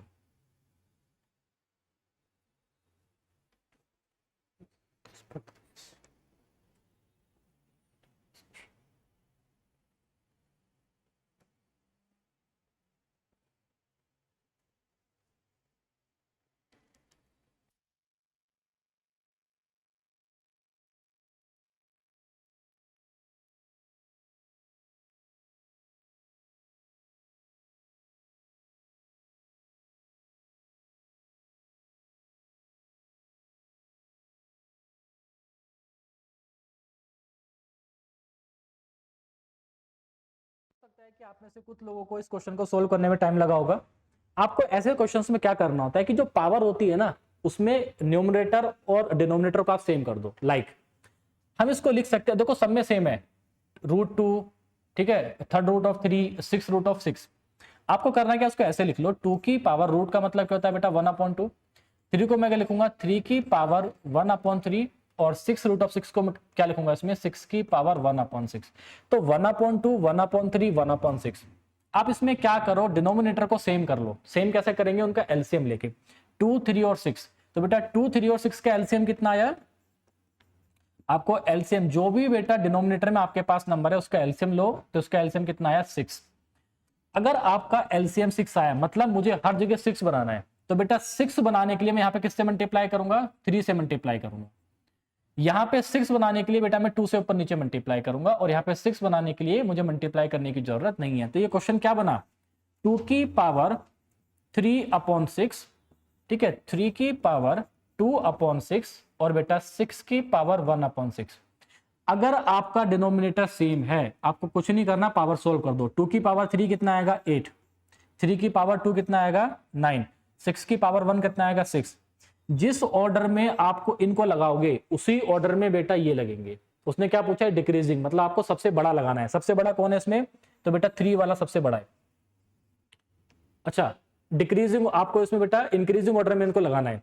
तो इंक्रीजिंग ऑर्डर मतलब सबसे छोटा कौन सा है आपका, 6 की पावर मतलब 6√6, कितने ऑप्शन में है, दूसरे और तीसरे में। इसके बाद बेटा इससे बड़ा कौन है, ठीक है, 2 वाला किस ऑप्शन में है, सिर्फ इसमें। तो आपका आंसर क्या होगा यहाँ पे डेल्टा। लेकिन आपको यह पता होना चाहिए था कि पावर को हम कैसे इसमें सेम करते हैं। एलसीएम लेके आपको सेम करना है, डिनोमिनेटर को आप सेम करो, जो आपका न्यूमरेटर है पावर को सोल्व करो, इंक्रीजिंग में लगाना है इंक्रीजिंग में लगा लो, डिक्रीजिंग में लगा लो, इनको आप डिक्रीजिंग में लगा लीजिए, ये आपका आंसर हो जाएगा। बेटा नेक्स्ट क्वेश्चन देखो, what is the unit digit या what is the digit in the unit place of the number represented by 7 की पावर 29 प्लस 9 की पावर 26। अगेन अभी मैंने आपको 3 रूल लिखवाए थे यूनिट डिजिट के ऊपर, उन्हीं से आपका क्वेश्चन सोल्व हो जाएगा। अप्रोच क्या करना है, नंबर के लास्ट में क्या है 7, तो बेटा 7 के केस में हम क्या करेंगे, रूल नंबर 3, पावर को 4 से डिवाइड करेंगे। पावर को 4 से डिवाइड करो, 4 7 जा 28, रिमाइंडर कितना आया 1, तो मतलब 7 की पावर लिखेंगे 1, प्लस 9 के केस में हम क्या करते हैं, पावर देखते हैं इवन या ऑड है। पावर कैसी है बेटा इवन, आप देखते कैसे बता दोगे, इवन होने के लिए आखिरी डिजिट 2 का मल्टीपल होना चाहिए। क्या 2 का मल्टीपल है, मतलब 9 की पावर इवन। मैंने याद करने का तरीका 9 की पावर 2 रख लो, तो 9 9 जा 81, मतलब यहाँ पे आखिरी डिजिट कितना आया 1। तो बेटा 7 और 1 8 आपका आंसर। ठीक है, आपको इतने इजी भी क्वेश्चन आपको दिखेंगे एग्जाम में, बस आपको बेटा अप्रोच करना आना चाहिए। इन क्वेश्चंस पे आप मुश्किल से 3 या 4 सेकंड लगाएंगे, इससे ज्यादा नहीं। अगला क्वेश्चन देखो बेटा, हो सकता है कि कुछ बच्चों को इस क्वेश्चन में थोड़ा सा दिक्कत आए, लेकिन बहुत आसान क्वेश्चन है। अगेन ये सेकंड्स का क्वेश्चन है। क्वेश्चन क्या बोल रहा है, if a and b are natural number such that 7a + 5b is divisible by 19, which one of the following is divisible by 19। अब एक बात बताओ बेटा, अगर 7a + 5b 19 से डिविजिबल है, आप ऑप्शन चेक करो। पहले ऑप्शन में क्या है, आपने माइनस भाग लिया, अंदर क्या मिलेगा बेटा। अब ये तो क्वेश्चन में आपके पास गिवन है ना कि 7a + 5b 19 से डिविजिबल है, तो ये भी तो बेटा 19 से डिविजिबल होगा, आपको इसमें कुछ चेक ही नहीं करना था। तो your answer will be alpha. इतने आसान क्वेश्चन भी आपको दिखेंगे, बस आप लैंग्वेज में बेटा कंफ्यूज मत हो जाना, आप ऑप्शन में कंफ्यूज नहीं होना आपको। नेक्स्ट क्वेश्चन देखो क्या बोल रहा है, कंसीडर द फॉलोइंग स्टेटमेंट। वो क्या है, the product of an integer and a rational number can never be a natural number. Second है the quotient of division of an integer by a rational number can never be an integer. अब हो सकता है कि आप में से कुछ बच्चों को ये समझ ही नहीं आए होंगे कि इनको कैसे सोल्व करना है। कुछ नहीं करना, अगर आपने क्लासिफिकेशन ऑफ नंबर को अच्छे से पढ़ा है उसको ध्यान में रखो। सॉरी, क्या बोल रहा है बेटा, एक इंटीजर और रेशनल नंबर को can never be a natural number, तो गलत बोल दिया ना। कोई इंटीजर लो, लेट्स से मैंने लिया 3, उसने क्या बोला है कि ये अगर मैं एक रेशनल नंबर में मल्टीप्लाई करूंगा बेटा, लेट्स से 1/3, ये भी तो एक रेशनल नंबर है, क्या मिलेगा मेरे को यहाँ पे 1। तो क्या 1 एक नेचुरल नंबर नहीं है? बिल्कुल है। आपको सिर्फ एक्सेप्शन पे काम करना है, तो उसने क्या बोला है, never be a natural number, मतलब पहला स्टेटमेंट गलत। यहां से आपका क्या हो जाएगा, पहला स्टेटमेंट गलत हो जाएगा। सेकंड क्या बोल रहा है, the quotient of a division of an integer by a rational number. अगर मैं किसी भी इंटीजर को डिवाइड कर रहा हूं, लेट्स से मैं 3 को डिवाइड कर रहा हूं, किसी रेशनल नंबर से मैं इसको डिवाइड कर रहा हूं, तो ठीक है, आप ले सकते हो उसको 2/3 ले सकते हो, 2/5 भी ले सकते हो, 2/3 भी ले सकते हो। उसने क्या बोला है, can never be an integer, क्या कभी इंटीजर नहीं आएगा? तो बेटा इसको डिवाइड करने का तरीका क्या हो जाएगा, ये चले जाएगा 3 × 3 डिवाइडेड बाय 2। तो यहां पे अगर मैं इसको डिवाइड करूंगा तो कितना जाएगा, आपको दिख रहा है इंटीजर नहीं आएगा अभी, क्लियर है। लेकिन क्या पता यहां पे एक ऐसा नंबर आ जाए जो आपको इसको डिवाइड करे। वो कैसे, देखो लेट्स से बेटा मैं 6 को डिवाइड कर रहा हूं, ठीक है, 1/2 से। ये क्या है, इंटीजर है, ये क्या एक फ्रैक्शन है। जब मैंने इसको डिवाइड किया तो मेरे पास क्या मिला बेटा, 6 × 2 डिवाइडेड बाय 1। तो अगर मैं 1 को, अच्छा ठीक है, बहुतों के मन में आता है कि सर हम 1 से क्यों डिवाइड करें, हम किसी और नंबर से भी कर सकते हैं। बेटा यहाँ पे आप 3 भी ले सकते हो, मैंने 3 लिया, तो ये कितना था, मैं 3 से डिवाइड कर रहा हूं किसको बेटा, 12 को। कितनी बार जाएगा, 4 बार जाएगा। तो क्या ये इंटीजर नहीं है? मतलब आपको ये अंडरस्टैंडिंग पहले से होनी चाहिए। जिन लोगों को ये स्टेटमेंट नहीं पता है, मैंने उनको ये समझाने के लिए बताया है। मतलब पहला स्टेटमेंट भी गलत हो गया, सेकंड स्टेटमेंट भी गलत हो गया। किसकी वजह से? उसने बोला can never be a natural number, ठीक है, ध्यान रखो, can never be a integer. इसकी वजह से ये क्वेश्चन गलत हो गया, क्योंकि मैंने आपको 2 एग्जांपल ऐसे बताए हैं। अब ये होता है बेटा ऑब्जर्वेशंस। अगर आपको स्टेटमेंट याद नहीं है तो आपको ऑब्जर्वेशन आना चाहिए कि कैसे उसको सोल्व करना है। नेक्स्ट क्वेश्चन देखो क्या बोल रहा है बेटा इसमें, what value must be given to star so that the number this is divisible by 11। Last session में मैंने आपको बेटा डिविजिबल 11 से डिविजिबल होने का रूल समझाया था, आपको कैसे काम करना है उस पर, शॉर्ट तरीके से आप कैसे डिविजिबिलिटी को फाइंड करोगे। अब आसान क्वेश्चन है, जैसे जो रूल आपने अभी तक पढ़ा है कि ऑल्टरनेट डिजिट के आप पेयर बनाओ, ठीक है, आपस में ऐड करके माइनस करो। आप ऐसे भी कर सकते हो क्योंकि छोटा नंबर है। पहले इसको कर लेते हैं, 6 और 2 8, 8 और 7 15, 15 और 8 कितना जाएगा बेटा, 23। किसमें से माइनस करना है मेरे को बेटा, 6 और 4 10 प्लस स्टार, माइनस करेंगे 10 माइनस स्टार, तो बेटा कितना गया मेरे पास, 13 माइनस स्टार। स्टार की वैल्यू क्या रखूं कि ये 11 से डिविजिबल हो जाए। तो आप देखोगे कि सर अगर हम 2 रख दें तो 13 में से 2 गया कितना हो जाए, 11, दैट इज डिविजिबल बाय 11। तो मेरे पास स्टार के आंसर क्या आ गया, 2। लेकिन बेटा अगर आपने लास्ट सेशन में देखा होगा, मैंने आपको एक और रूल बनाया था, आप इसको ऐसे लिखो, 8 × स्टार 7 6 2 4 6। जो मैं आपको रूल बताने वाला हूं आपको ये भी पता होना चाहिए कि कैसे अप्लाई करते हैं। 11 की डिविजिबिलिटी आप कैसे अप्लाई करोगे, आप राइट साइड से 2-2 के पेयर बनाओ और जो छूट जाएगा उसको छोड़ दो। आप इंडिविजुअल पेयर में जो आपने ग्रुप बनाया है उसमें से राइट वाली डिजिट में से लेफ्ट वाली को माइनस करो। 6 में से 4 गया, 2 आ गया, 2 में से 6 गया, माइनस का 4 आ गया, 7 में से स्टार गया तो बेटा 7 माइनस स्टार आ गया, और 8 को एज इट इज छोड़ दो, बाकी सबको बेटा ऐड कर दो। तो देखो 8 में से 4 गया, 4 बचेगा, 7 और 4 11 स्टार ये +2। तो आप देखोगे तो बेटा 11 माइनस स्टार +2, अगर आपको डिविजिबल चाहिए 11 से, तो बेटा या तो 0 आना चाहिए या फिर 11 का मल्टीपल आना चाहिए। अब देखो 11 का मल्टीपल करने के लिए मैं स्टार क्या रखूं, आप इसको ऐसे भी लिख सकते हो 13 माइनस स्टार। तो बेटा स्टार की वैल्यू क्या रखनी पड़ेगी, मेरे को 2 रखनी पड़ेगी। वो क्या हो जाएगा फिर 11 से डिविजिबल हो जाएगा। देखो आपको लग रहा होगा कि सर यहाँ पे ये आसान है, लेकिन बड़े नंबर में आपको ये हेल्प करेगा। आपको दोनों मेथड आने चाहिए, आप इससे करो कोई दिक्कत नहीं है, पर ये भी आपको आना चाहिए। That is the this is बेटा मॉडर्न डे अप्रोच कि 11 के डिविजिबिलिटी रूल पे काम कैसे करना है। नेक्स्ट क्वेश्चन देखो, इसमें नेक्स्ट क्वेश्चन क्या बोल रहा है बेटा कि while dividing a number the divisor is 8 times the quotient and 4 times the remainder, if the remainder is 12 what is the dividend। देखो जो आपकी बेटा डिविजिबिलिटी थ्योरम है, जो आपकी यूक्लिडियन एल्गोरिदम है, उसके ऊपर डायरेक्ट क्वेश्चन पूछा है। आपको पता है कि जो नंबर होता है जिसको मैं डिवाइड कर रहा हूं that is dividend. Dividend is equal to divisor into quotient plus remainder, isn't it. अब उसने आगे क्या बोला, अगर मैं कर रहा हूं तो बेटा divisor is 8 times the quotient. जो मेरा डिवाइजर है वो कितना है, 8 टाइम्स द क्वोशिएंट। आप क्वेश्चन को लिख लो इस तरीके से, एंड 4 टाइम्स द रिमाइंडर। और जो मेरा डिवाइजर है ना बेटा वो मेरे रिमाइंडर का 4 टाइम्स है। अब क्वेश्चन में क्या बोल रहा है, इफ द रिमाइंडर इज 12, जबकि रिमाइंडर की वैल्यू कितनी है 12, मतलब r इज इक्वल टू कितना है 12। तो बेटा मेरा डिवाइजर कितना आ जाएगा 48। अगर मेरा डिवाइजर 48 है तो मेरा क्वेश्चन कितना आएगा यहां से, तो आप इसको सोल्व करके लिखोगे बेटा डिवाइजर मेरा 48 है, 8 टाइम्स ऑफ द क्वोशिएंट, तो मेरा क्वोशिएंट आ जाएगा यहां से 6। आपको कुछ नहीं करना, यहां पे इसको पुट कर देना है। तो जो नंबर है जो डिविडेंड है वो कितना आएगा आपके लिए बेटा, डिवाइजर कितना था, डिवाइजर इज 48 इंटू क्वोशिएंट कितना है 6 प्लस बेटा रिमाइंडर कितना है 12। आप ऐड करके सोल्व करके आंसर लिख दीजिए। 8 6 जा 48, कैरी गया 4, 6 4 जा 24, 24 में अगर मैं 4 ऐड करूंगा कितना आएगा बेटा 28, तो प्लस 12 ऐड किया तो बेटा 2 ऐड करेंगे, 8 2 10 का 0 हाथ से लगा 1, 8 और 1 9 और 1 10 का 0 हाथ से लगा और 1, दैट इज 300। इट मींस वो नंबर क्या था 300।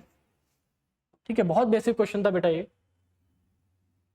आपसे क्या क्वेश्चन पूछा है, match the list 1 with the list second and select the correct answer using the code given below.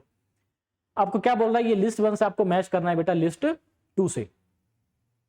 ठीक है, अब आप देखो इसको कैसे सोल्व करोगे। उसने क्या बोला है कि 27 यहां पे है log 2 बेस 3, बेटा 49 यहां पे है log 4 बेस 7 और 25 यहां पे है log 2 बेस 5। अब यहां पे आपसे पूछना क्या चाह रहा है इसमें, तो आप क्या करोगे, देखो अगर मैं यहां पे इस क्वेश्चन को देखूं तो इसको हम ऐसे लिखेंगे बेटा 27 और log 2 को मैं इसको लिख दूंगा यहां पे log 3। आप इस तरीके से इस क्वेश्चन को भी लिख सकते हो। आपको मैंने बताई थी बेटा, कल भी मैंने आपको आइडेंटिटी बताई थी, आज भी मैंने आपको बताई है कि हम इसको ब्रेक करके लिख सकते हैं कि log a अगर बेस b है तो इसको हम लिख सकते हैं log a upon log b। ठीक है, अब एक तरीका यह भी था कि सर हम 27 को यहां ले जाते हैं, दैट इज कि log 2 बेस 3 पे 2 की पावर कितना जाएगा, ये 27 आ जाएगा। हम इस तरीके से भी इसको लिख सकते हैं। ठीक है, तो अब आप अच्छा बेटा एक चीज और समझो, हो सकता है कि आप लोगों ने मेरी तरह इस क्वेश्चन को गलत रीड कर लिया होगा, ये थोड़ा सा आपको लग रहा है लेकिन ये ऐसा नहीं है। ये लिखा हुआ क्या है, इस चीज को देखो बेटा, ये लिखा हुआ है कि 27 की पावर ये log 2 बेस 3 है, ये लिखा हुआ है 49 की पावर log 4 बेस 7 है, ये लिखा हुआ है बेटा 25 की पावर, ठीक है, log 2 बेस 5।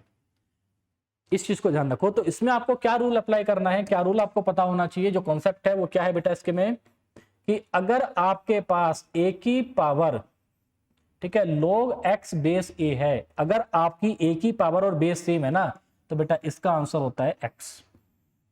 बस आपको इसको ध्यान रखना है। तो आप क्या करोगे, यहाँ पे आपने इसका लिखना है बेटा बेस बराबर कराने के लिए आप क्या लिखोगे, यहाँ पे 3 की पावर 3, और पावर की पावर हमेशा मल्टीप्लाई होती है, तो ये पहुंच जाएगा बेटा पावर में, अगर हम इसको लिखेंगे 3 की पावर, पावर की पावर मल्टीप्लाई, जो 3 में गया वो कहां चला जाएगा 2 की पावर 8 बेस 3। तो बेटा a की power log x base a, 3 की पावर log 8 बेस x, तो इसका आंसर कितना जाएगा 8। मतलब a का आंसर कितना गया 8, a का आंसर कितना है 4। कितने ऑप्शन में बेटा, 2 में। b को चेक कर लेते हैं, तो b को भी ऐसे लिखेंगे, 7 की पावर लिखेंगे 2, तो 2 कहां जाएगा बेटा मल्टीप्लाई में, यहां पे लिखेंगे हम 7 की पावर 2। अब देखो पावर की पावर मल्टीप्लाई, 2 कहां जाएगा 4 के इसमें, log 4 की पावर स्क्वायर हो जाएगा 16 बेस 7। बेटा a की power log base a x हमेशा क्या होता है x, तो इसका आंसर कितना हो जाएगा 16। मतलब ब्रावो का आंसर क्या है 16। तो बेटा a की वैल्यू आ गई आपके पास 8 4 और b की वैल्यू आ गई आपके पास 5 4 5 किस में है बेटा, ओनली इन द डेल्टा। तो आपको बस बेसिक आइडेंटिटीज बेटा लॉग के ऊपर आनी चाहिए जो आपको दिख रहे हैं। सारे क्वेश्चन बहुत बेसिक आए हुए हैं। अगेन डेसिमल का क्वेश्चन है, अगर आपको सोल्व करना आना चाहिए बेटा, if 1.525252 up to infinite is converted to a fraction then what is the sum of its numerator and denominator। अगर मैं इसको फ्रैक्शन में कन्वर्ट करें तो इसके न्यूमरेटर और डिनोमिनेटर का सम क्या होगा। तो आपको मैंने बताया था कि अगर डेसिमल के बाद कोई भी डिजिट रिपीट करती है तो आप इसको लिखोगे बेटा 52 बार। और 52 बार को बेटा कन्वर्ट करने का तरीका मैंने क्या बताया था आपको, लास्ट सेशन में मैंने बताया था, आप पूरे नंबर को लिखो 152, 1 माइनस करो डिवाइडेड बाय डेसिमल के बाद देखो कितनी डिजिट्स के ऊपर बार है, 2 के ऊपर बार है तो 9 लगा दो। तो आपका आंसर कितना जाएगा बेटा 151 डिवाइडेड बाय 19। ये नहीं पूछा आपसे, आपसे पूछा है इसके न्यूमरेटर और बेटा डिनोमिनेटर का सम। तो दिख रहा है 1 ऐड कर देंगे 100, 150 में 100 ऐड किया 250, चार्ली इज द आंसर। आपको डायरेक्टली पता होना चाहिए। क्लियर है मेरी बात। नेक्स्ट क्वेश्चन देखो बेटा क्या बोल रहा है इसमें, what least number must be added to 6591 to make it the sum of perfect square. हमें क्या बनाना है इसमें, परफेक्ट स्क्वायर बनाना है। कब, कुछ ऐड करके। अभी समझाया था 4 तरीके हैं जब मैं कुछ ऐड करें बेटा, मल्टीप्लाई करें, डिवाइड करें। अगर किसी नंबर में ऐड सब्ट्रैक्ट मल्टीप्लाई डिवाइड कुछ भी कर रहे हो to make it a perfect square.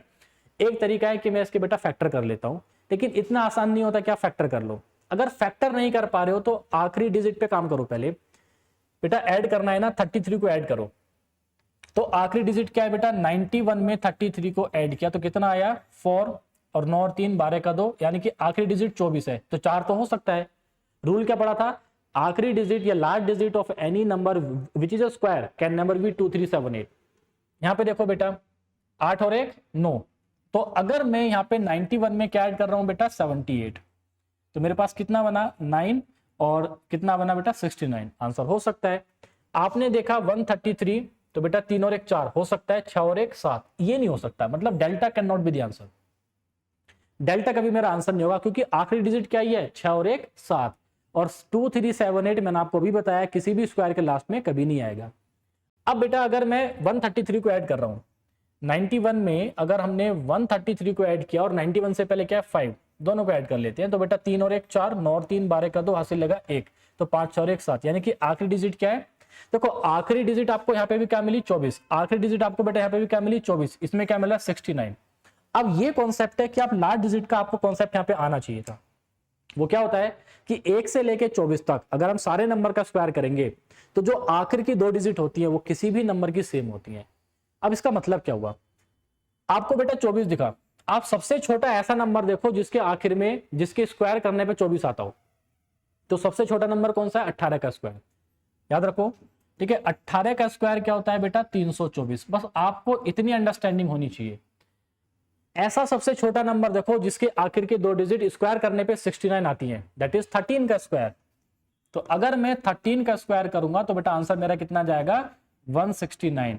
बस यही कॉन्सेप्ट है इसके पीछे।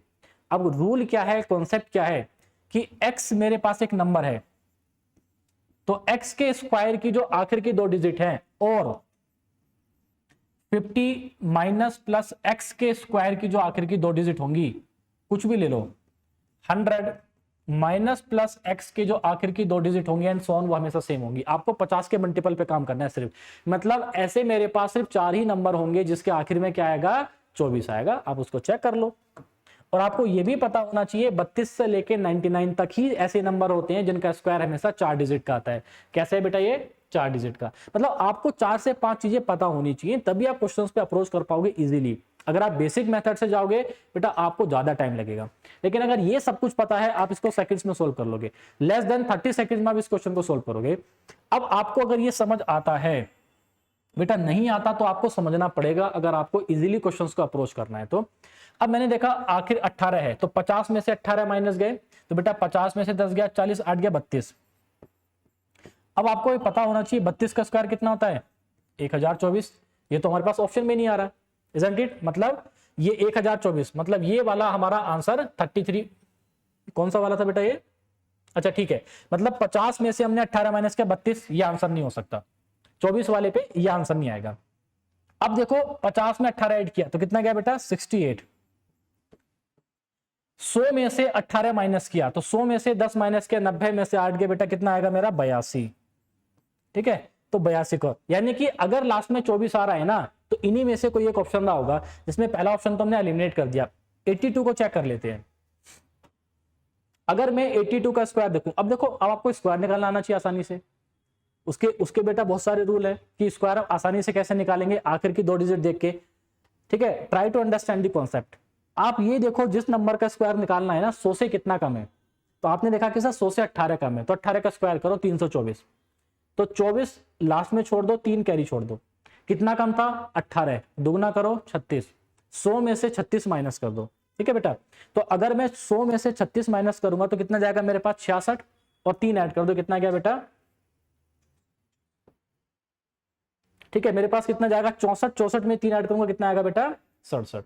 मतलब 82 का स्क्वायर कितना है 6724, नंबर कितना है मेरा 6591। आपको इसको पहली ऐड करके लिख लो। देखो अगर मैं यहां पे ऐड करूं बेटा 6591 में पहले मैंने 33 को ऐड किया, तो 3 और 1 4, 9 और 3 12 का 2 हासिल लगा रहे, 5 और 1 6, कितना आ रहा है 6624। हमारे पास कितना है 6724। ठीक है, 78 को ऐड करो या 133 को ऐड करो क्योंकि आपको यहाँ पे 7 दिख रहा है। ठीक है, 724 724, इसमें बेटा हमने 133 को ऐड किया, कितना आएगा 3 और 1 4, 9 और 3 12 का 2 हासिल लगा, 5 6 और 1 7, और कितना गया 6। मतलब आपको ये 82 का स्क्वायर था 6724 6724, तो क्या ऐड करना पड़ेगा मुझे को उसमें 133, क्योंकि 133 ऐड करके ये नंबर क्या बन जाएगा 6724। तो इस तरीके से आपको अप्रोच करना है, लेकिन ये आपको विद इन 30 सेकेंड्स करना है। ठीक है, जैसे मैंने बताया कि आपको ये भी पता होना चाहिए और ये भी पता होना चाहिए, तो आपकी इतनी अंडरस्टैंडिंग होनी चाहिए कि आप क्वेश्चन देख के ये सारी चीजें अप्रोच कर पाओ। अदरवाइज बेटा अगर आपको आसान लगता है आप इसके फैक्टर करो, आप इसमें फैक्टर करके या इसको बेटा आप प्राइम फैक्टराइजेशन पे देखो, स्क्वायर रूट निकालो, स्क्वायर रूट से आप क्वेश्चन को सोल्व कर सकते हो, लेकिन वो इससे ज्यादा टाइम लगाएगा। क्लियर है मेरी बात? नेक्स्ट क्वेश्चन देखो बेटा क्या बोल रहा है, what is the large digit in the expansion of 3 to the power 100। आखिरी डिजिट पूछ रहा है, आसान क्वेश्चन है। अभी समझाया था पावर को 4 से डिवाइड करते हैं, और अगर पावर 4 से डिविजिबल है रूल नंबर 3 के अंदर, तो बेटा आपको बताया था कि 2 और 8 के केस में आखिरी डिजिट 6 आती है, 3 और 7 के केस में आखिरी डिजिट 1 आती है। नंबर क्या है 3, पावर 4 से डिविजिबल है तो आखिरी डिजिट कितनी आ जाएगी 1। अब जितना टाइम आप इस क्वेश्चन पे देते, जो आपको लग रहा था कि हम ज्यादा टाइम दे रहे हैं, उतना ही कम टाइम आपने इस क्वेश्चन पे लगाया। तो बेटा पूरा पेपर इसी तरीके से बनाया जाता है कि आप अगर किसी क्वेश्चन पे ज्यादा टाइम दे रहे हो तो कुछ क्वेश्चंस ऐसे होते हैं जिसपे आपको बहुत कम टाइम देना पड़ेगा, and it is one of them. एक और क्वेश्चन देखो बेटा, अगेन लॉग का बहुत बेसिक क्वेश्चन है। अभी जो कॉन्सेप्ट हमने समझाए थे, जो मैंने आपको आइडेंटिटीज लिखाई है, उसी के ऊपर क्वेश्चन है। क्वेश्चन क्या बोल रहा है कि 1/log 3x minus log 5 base 3 is equal to 1। करना क्या आपको, देखो इसमें ब्रेक कर लो 1/log 3, इसको क्या करेंगे बेटा यहाँ पे log x, क्योंकि ये आइडेंटिटीज हम बता चुके हैं तो आपको याद होना चाहिए, माइनस, ठीक है, log 5 अपॉन जो बेस में आएगा उसको हम कहां ले जाएंगे नीचे, इज इक्वल टू 1। इसको ऊपर लेके जाएंगे तो क्या बनेगा बेटा ये log x अपॉन log 3, और ये क्या बनेगा बेटा यहाँ पे माइनस पे माइनस log 5 अपॉन log 3। ठीक है, बेस सेम है तो ये आपके पास क्या बन जाएगा log a minus log b, और a माइनस बी क्या होता है बेटा log a upon b, is equal to 1 into LCM में क्या जाएगा आपके पास बेटा log 3। तो log a is equal to log b, मतलब a is equal to b, तो x upon 5 is equal to 3, तो x की वैल्यू आपके पास कितनी आ गई बेटा 15 आ गई। तो the answer of this question is delta. बहुत आसान क्वेश्चन है, आपको बस डायरेक्ट अप्रोच पता होनी चाहिए, दैट्स इट। बेटा क्वेश्चन नंबर 57 देखो क्या बोल रहा है, the sum of digits in a 2 digit number is 10, if 18 is subtracted from the number, the result is the number with the digit reverse, so what is the number. देखो यहाँ पे 2 से 3 तरीके से क्वेश्चन पूछा जाता है। अगर आपसे पूछा है व्हाट इज द नंबर, तो आप इसको ऑप्शन के थ्रू सॉल्व कर सकते हो। अगर नंबर के अलावा कुछ और पूछता तो मैं आपको इसमें शॉर्टकट और बताता। अब देखो नंबर पूछा है, क्या बोल रहा है, एक 2 डिजिट का नंबर है जिसका सम कितना है 10। देखो बेटा कितने का 10 आ रहा है, 7 और 3 10, 6 और 4 10, 6 और 4 10, 7 और 3 10, सबका 10 आ रहा है। उसने क्या बोला है कि 18 सब्ट्रैक्ट करके, अब अगर मैं 18 घटा रहा हूं तो रिवर्स हो रहा है ना, इसका मतलब क्या हो गया कि जब घटाने पे रिवर्स होता है तो मतलब रिवर्स करके नंबर छोटा आएगा। अगर मेरे पास एक ए बी नंबर है, अब मैं इसमें से कुछ माइनस कर रहा हूं लेट्स से, तो जो बी ए जो रिवर्स आएगा ना ये हमेशा छोटा होगा, एक्चुअल नंबर मेरा हमेशा क्या होगा, बड़ा। यहां पे अगर मैं ए बी में कुछ ऐड करूं और ऐड करके मुझे अगर बी ए मिल रहा है, मतलब बी ए मेरा बड़ा नंबर है, ए बी मेरा छोटा नंबर है। बहुत बेसिक अप्रोच है जो आपको पता होना चाहिए। अब यहां पे देखो बेटा, पहला ऑप्शन उठाओ 46, मैं ऐड करना है, देखो रिवर्स करके कितना मिला 64, जबकि अगर घटाने पे रिवर्स हो रहा है मतलब रिवर्स करके नंबर मेरे को छोटा मिलना चाहिए, तो पहला can not be the answer. 64 का रिवर्स करो क्या मिला 46, छोटा नंबर मिल रहा है ना, मतलब घटा के कुछ आएगा, तो 64 में से 18 माइनस करो, क्या 46 आ रहा है। आप देखो बेटा 8 6 48, 5 में से 4 गया, 5 में से बन गया 4, मतलब आपका आंसर क्या है, ब्रावो। एक अप्रोच तो इस क्वेश्चन को सोल्व करने की ये है, अगर लेकिन ये कब अप्लाई करोगे, जब आपको नंबर पता है। लेट्स से मान लेते हैं कि बेटा आपको नंबर नहीं पता, तो आपकी अप्रोच क्या होनी चाहिए इस क्वेश्चन को सोल्व करने के लिए। ठीक है, अभी इसका आंसर क्या है बेटा, ब्रावो। उसने क्या बोला है, the sum of digits of a 2 digit number is 10। कोई भी आप एक 2 डिजिट का नंबर मानो एक्स वाई, तो उसने क्या बोला आपको कि x प्लस वाई कितना है बेटा 10। ठीक है, अब आपको करना क्या है, जो आपको अप्रोच लगानी है, कोई भी ऐसी 2 डिजिट ढूंढो जिसका सम 10 है। तो आपने क्या बोला कि सर 1 और 9 हो सकता है, ठीक है, 2 और 8 हो सकता है, 3 और 7 हो सकता है, 4 और 6 हो सकता है, इसके बाद 5 और 5 हो सकता है। यहां तक जाओ, इसको छोड़ दो, इस पे काम नहीं करना। मैंने क्या बताया, तो 19 का रिवर्स कितना है 91, 28 का रिवर्स कितना है 82, 37 का रिवर्स कितना है 73, 46 का रिवर्स कितना है 64। अब आप खुद देखो 19 और 91, अगर मैं 20 और 90 भी करूं 70 का डिफरेंस है, पहला आंसर नहीं होगा।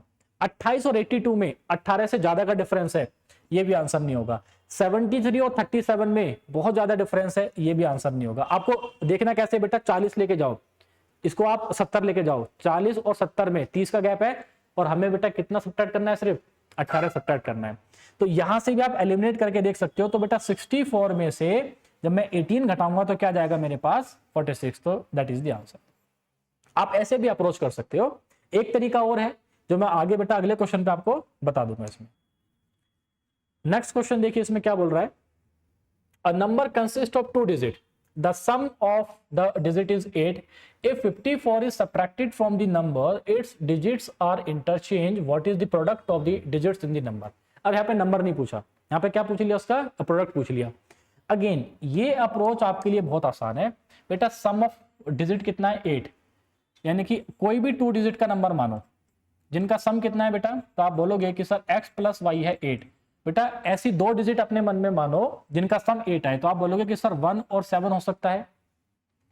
ठीक है बेटा, 2 और 6 हो जाएगा, 3 और 5 हो जाएगा, 4 और 4 हो जाएगा। इस पे आपको काम ही नहीं करना है, इसको छोड़ दो। अब यहां पे देखो इसका रिवर्स कितना होगा, क्योंकि सब्ट्रैक्ट करके रिवर्स हो रहा है ना, तो मतलब रिवर्स करके नंबर बड़ा होना चाहिए, सॉरी रिवर्स करके नंबर छोटा होना चाहिए। मतलब 17 पे काम नहीं करना, मेरे को 71 पे काम करना है, क्योंकि 71 को रिवर्स करूंगा तो 17 मिलेगा। आपको 26 पे काम नहीं करना, आपको बेटा 62 पे काम करना है। आपको 35 पे काम नहीं करना, आपको 53 पे काम करना है, क्योंकि उसने सब्ट्रैक्ट बोल दिया। अगर एडिशन बोलता तो इन पे काम करते। अब उसने क्या पूछा देखो, अब एक चीज देखो, 6 दूनी 12 क्या ऑप्शन में है आंसर हो सकता है। 5 या 15 क्या ऑप्शन में है, नहीं है, मतलब ये तो आंसर ही नहीं है। इन दोनों में आपको देखना है बस क्या माइनस करना है बेटा 54। आप किसी एक को चेक कर लो, 71 में से 54 माइनस करो, क्या रिवर्स हो पा रहा है, देखते हैं। कैरी लिया, 11 में से बेटा 4 गए 7, 6 में से 5 गया 1, रिवर्स हो गया। मतलब वो नंबर कौन सा था हमारा, या तो 17 या 71। रिवर्स करके पूछेगा तो बड़ा वाला नंबर होगा, ऐड करते तो छोटा वाला नंबर है। तो नंबर क्या है 71। हमसे नंबर नहीं पूछा, क्या पूछा है डिजिट्स की मल्टीप्लाई। तो बेटा 7 बन जा 7, 4 लीज दी आंसर। ये बेस्ट अप्रोच है इन क्वेश्चंस को सोल्व करने के लिए कि आप ऐसे इसको देख सकते हो। बेटा नेक्स्ट क्वेश्चन देखो, अगेन लॉग का क्वेश्चन है, नंबर ऑफ डिजिट का क्वेश्चन है। क्या बोल रहा है कि given that the log base 10 log 2 is equal to this, then what is the value of log 5। अब या तो आपको बेटा log 5 की वैल्यू याद हो कि 0.6990, लेकिन अगर आपको log की वैल्यू याद नहीं है तो आपको देखो क्वेश्चन को कैसे अप्रोच करना है। आप क्या करोगे बेटा, यहां पे देखो आपको log 2 की वैल्यू बेस 10 पे गिवन है क्वेश्चन के अंदर, आपको log 5 इसमें जो है फाइंड करना है। तो आप क्या करोगे, 2 से ऊपर नीचे मल्टीप्लाई करो। अगर आपको 5 याद नहीं है, अगर log 5 याद है तो डायरेक्ट आप बेटा डेल्टा टिक कर दोगे। आपको पता होना चाहिए log 2, 3, 5, 7 की वैल्यूज आपको याद होनी चाहिए। log 10 जैसे 1 होता है, ऐसी log 2, log 3, log 5 आपको पता होना चाहिए। लेकिन अगर नहीं भी पता है ना तो सोल्व कैसे करोगे? देखो बेटा 2 से ऊपर नीचे मल्टीप्लाई करो, तो ये क्या बन जाएगा? log 10/2। और a अपॉन b को हम क्या लिखते हैं बेटा? log a minus log b। तो log 10 कितना होता है? 1। log 2 कितना है? क्वेश्चन में गिवन है 0.3010। बेटा माइनस करके लिख दो, आपका log 5 की वैल्यू आ गई, दैट इज डेल्टा। आप ऐसे भी क्वेश्चन को सोल्व कर सकते हो। नेक्स्ट क्वेश्चन देखो क्या बोल रहा है बेटा। अगेन बिल्कुल बेसिक आइडेंटिटीज पे क्वेश्चन है, जो अभी तक मैंने आपको आइडेंटिटीज बताई है log में, उसके ऊपर क्वेश्चन है। तो क्या करना है आपको? अब तो बेटा आपको भी याद हो गया होगा, इसमें किसको लिखेंगे हम? log x अपॉन log 2, ठीक है, प्लस बेटा इसको लिखेंगे, देखो 2 की पावर 2 लिखेंगे तो ये हो जाएगा 2। अगर ऐसे नहीं करना है तो पूरा लिखो इसको, तो बेटा log 4 upon log 2 is equal to 2 आ जाएगा। तो एलसीएम लेंगे तो क्या बनेगा बेटा? ये log a प्लस बी, अभी मैं लिख देता हूं, चलो इसको ऐसे, अपॉन में क्या जाएगा? पूरा log 2। तो बेटा वो कहां आ गया? इधर आ गया, तो 2 इंटू log 2। अब a प्लस बी किसके बराबर हो जाएगा बेटा? log a plus log b किसके होगा? a इंटू बी के। ये कहां चला जाएगा? 2 की पावर 2, ये कितना हो जाएगा? 4। log a log b, तो इसका मतलब ये बराबर होगा x into 4 is equal to 4। तो x की वैल्यू क्या आ गई बेटा? 1। तो डेल्टा इज द आंसर। बहुत देखो log के ऊपर कितने आसान आसान क्वेश्चन आ रखे हैं, कोई टिपिकल क्वेश्चन नहीं है, बहुत आसान क्वेश्चन आ रखे हैं। नेक्स्ट क्वेश्चन देखो क्या बोल रहा है बेटा। What is the greatest number that divides 261, 933 and 1381, leaving the remainder 5 in each case? अगर आपने लास्ट सेशन को अच्छे से देखा है तो वहां पे भी एक क्वेश्चन आया था इस तरीके से, जब मैंने आपको बताया था कि अगर कभी बोल दे divides the, what is the greatest number that divides, किस किस को डिवाइड कर रहा है? 261, 933, 1381, मतलब इनको डिवाइड कर रहा है एचसीएफ, इनसे डिविजिबल हो रहा है एलसीएम, वो आपको बेटा डायरेक्ट पता होना चाहिए। क्लियर है? और रिमाइंडर क्या छोड़ रहा है? 5। तो इसके केस में मुझसे एचसीएफ पूछ रहा है और रिमाइंडर सेम है, तो मैंने आपको कल भी बताया था, तो एचसीएफ जब हम निकालेंगे पहले बेटा रिमाइंडर को माइनस करेंगे। तो 261 में से 5 माइनस किया तो मेरे पास कितना आएगा बेटा? 256। अगर मैं 933 में से 5 माइनस करूंगा तो मेरे पास बेटा कितना जाएगा यहाँ पे? 928। और अगर मैं 381 में से 5 माइनस करूंगा तो मेरे पास कितना आएगा बेटा? 376। तो बेसिकली आपको इन तीनों का एचसीएफ फाइंड करना है। अब देखो एचसीएफ फाइंड करने के 2 तरीके हैं, या तो बेटा आप छोटे वाले नंबर से बड़े वाले नंबर को डिवाइड करो, या फिर जो मैंने आपको बताया था कि आप डिफरेंस पे काम करो। ठीक है, देखो इन दोनों का डिफरेंस निकालो कितना है। तो बेटा 928 में से 256 अगर मैं माइनस करूंगा, 8 में से 6 गया 2, ऐसा कैरी लिया बेटा 7, 8 में से 2 गया 6। अगर मैं इन दोनों का डिफरेंस निकालूं तो बेटा 1376 और 928 का देखो बेटा कितना गया यहाँ पे 8, और यहाँ पे अगर मैं 6 में से 2 गया 4, ये कितना गया 444। तो बेटा यहाँ पे इन दोनों का डिफरेंस है 672 और यहाँ पे इन दोनों का डिफरेंस है 448। इनका भी डिफरेंस निकाल दो। तो बेटा 672 में से अगर मैं 448 को माइनस करूंगा तो 12, 8 और 4 12, 6 में से 4 गया 2, यहाँ पे बेटा 6 में से 4 गया 2, यानी कि इन तीनों का एलसीएम जो एचसीएफ जो होगा या तो 224 होगा या फिर इसका कोई फैक्टर। इसको फैक्टर की फॉर्म में लिख लेते हैं बेटा। अगर मैं इसमें लिख रहा हूं 4 5 जो 20, तो 4 6 जा 24, इसको मैं लिख सकता हूं बेटा 7 8 जा 56। क्लियर है? तो ये बन जाएगा 2 इंटू 2 और 8 को लिखूंगा 2 इंटू 2 इंटू 2 इंटू 7। इस पे काम करना है। आप 2 से डिवाइड करके देखो इन नंबर्स को, ये 2 से दोनों हो रहे हैं। 4 से डिवाइड करके देखो, 4 एकम 4, 4 16, 4 7 28, 4 एकम 4, 4 9 36, 4 से भी हो रहे हैं बेटा। 8 से करके देखो, 8 से करके देखा मैंने, देखो 8 3 24, 8 2 16, 8 एकम 8 12, 8 एकम 8 4 12 48। 8 से करके देखो, आखिरी 3 डिजिट पे काम करना है। 8 चौक 32, 8 7 56, 8 से भी हो रहे हैं बेटा। 16 से डिवाइड करके देखो, क्योंकि देखो 7 से तो वो नहीं हो रहे। क्लियर ना? देखो 7 से डिवाइड नहीं हो रहा वो, तो आपको सिर्फ 2 की उससे करना है। फैक्टर में कैसे करोगे? पहले 1 2 से करो, उसके बाद फिर 4 से करो, फिर 8 से करो, फिर 16 से करो, फिर 32 से करो, तो 32 से ऊपर तो आंसर हो ही नहीं सकता। मतलब ये भी आंसर नहीं है और ये भी आंसर नहीं है, इन दोनों में से आंसर है बेटा 16 से मैं चेक कर चुका हूं, तो 32 से एक बार सॉरी हाँ 8 से हम चेक कर चुके हैं, तो आपको डायरेक्ट 16 से और 32 से चेक करना है। अगर मैं इसको 16 से चेक कर रहा हूं, देखो बेटा 16 एकम 16 कितना गया 996 डिवाइड हो रहा है, ये भी होगा ये भी होगा। अब इसको 32 से चेक करके देखो आप, अगर तीनों नंबर ये वाले 32 से डिवाइड हो गए मतलब इसका एचसीएफ कितना है 32 हो जाएगा। तो ध्यान रखो अगर कभी भी आपको एचसीएफ निकालना है, शॉर्ट तरीका क्या है, डिफरेंस पे काम करो। मैंने इन दोनों का डिफरेंस निकाला, इन दोनों का डिफरेंस निकाला, फिर इनका भी डिफरेंस निकालो, यानी कि इन तीनों का जो एचसीएफ होगा वो 224 होगा या फिर इसका कोई भी फैक्टर। तो मैंने इसके फैक्टर लिख लिए, इनमें से कोई भी एक नंबर होगा। यहां से आप डायरेक्टली कह सकते हो 7 इसको डिवाइड नहीं कर रहा, मतलब 7 का कोई भी मल्टीपल हो सकता है लेकिन 7 इसका आंसर नहीं होगा। आपने मैक्सिमम देखा 2 दूनी 4 दूनी 8 दूनी 16 दूनी 32 तक जा रहे हैं, तो मतलब 64 और 128 इसका आंसर नहीं हो सकते। 7 2 14 हो सकता है, 28 हो सकता है, ठीक है, 56 हो सकता है। इस तरीके से आप इसमें आंसर निकालोगे। तो बेटा मैंने पहले 2 से, अब आपको दिख रहा है डायरेक्ट, तो आप 16 से चेक करो, 32 से चेक करो। 32 से चेक किया आंसर आया, 16 से चेक किया आंसर आया, तो एचसीएफ पूछा है ना, तो आंसर इज चार्ली। इसी तरीके से आपको बेटा इन क्वेश्चंस पे अप्रोच लगाना है। देखो नेक्स्ट क्वेश्चन देखो बेटा, इसमें क्या बोल रहा है कि what is the total number of prime factors in the expression इतना। देखो अगर आपको total number of prime factors निकालने हैं तो मैंने आपको बताया है कि बेटा पहले उस नंबर को आप बेस प्राइम पे लिखो। किस पे लिखना है, हमेशा बेस प्राइम पे। तो जो भी उन प्राइम्स की पावर है उनको आपस में ऐड कर दो। लाइक अब यहां पे हम क्या करेंगे, तो पहले हम 2 की पावर 2 लिखेंगे, उसके बाद 11 से मल्टीप्लाई करेंगे।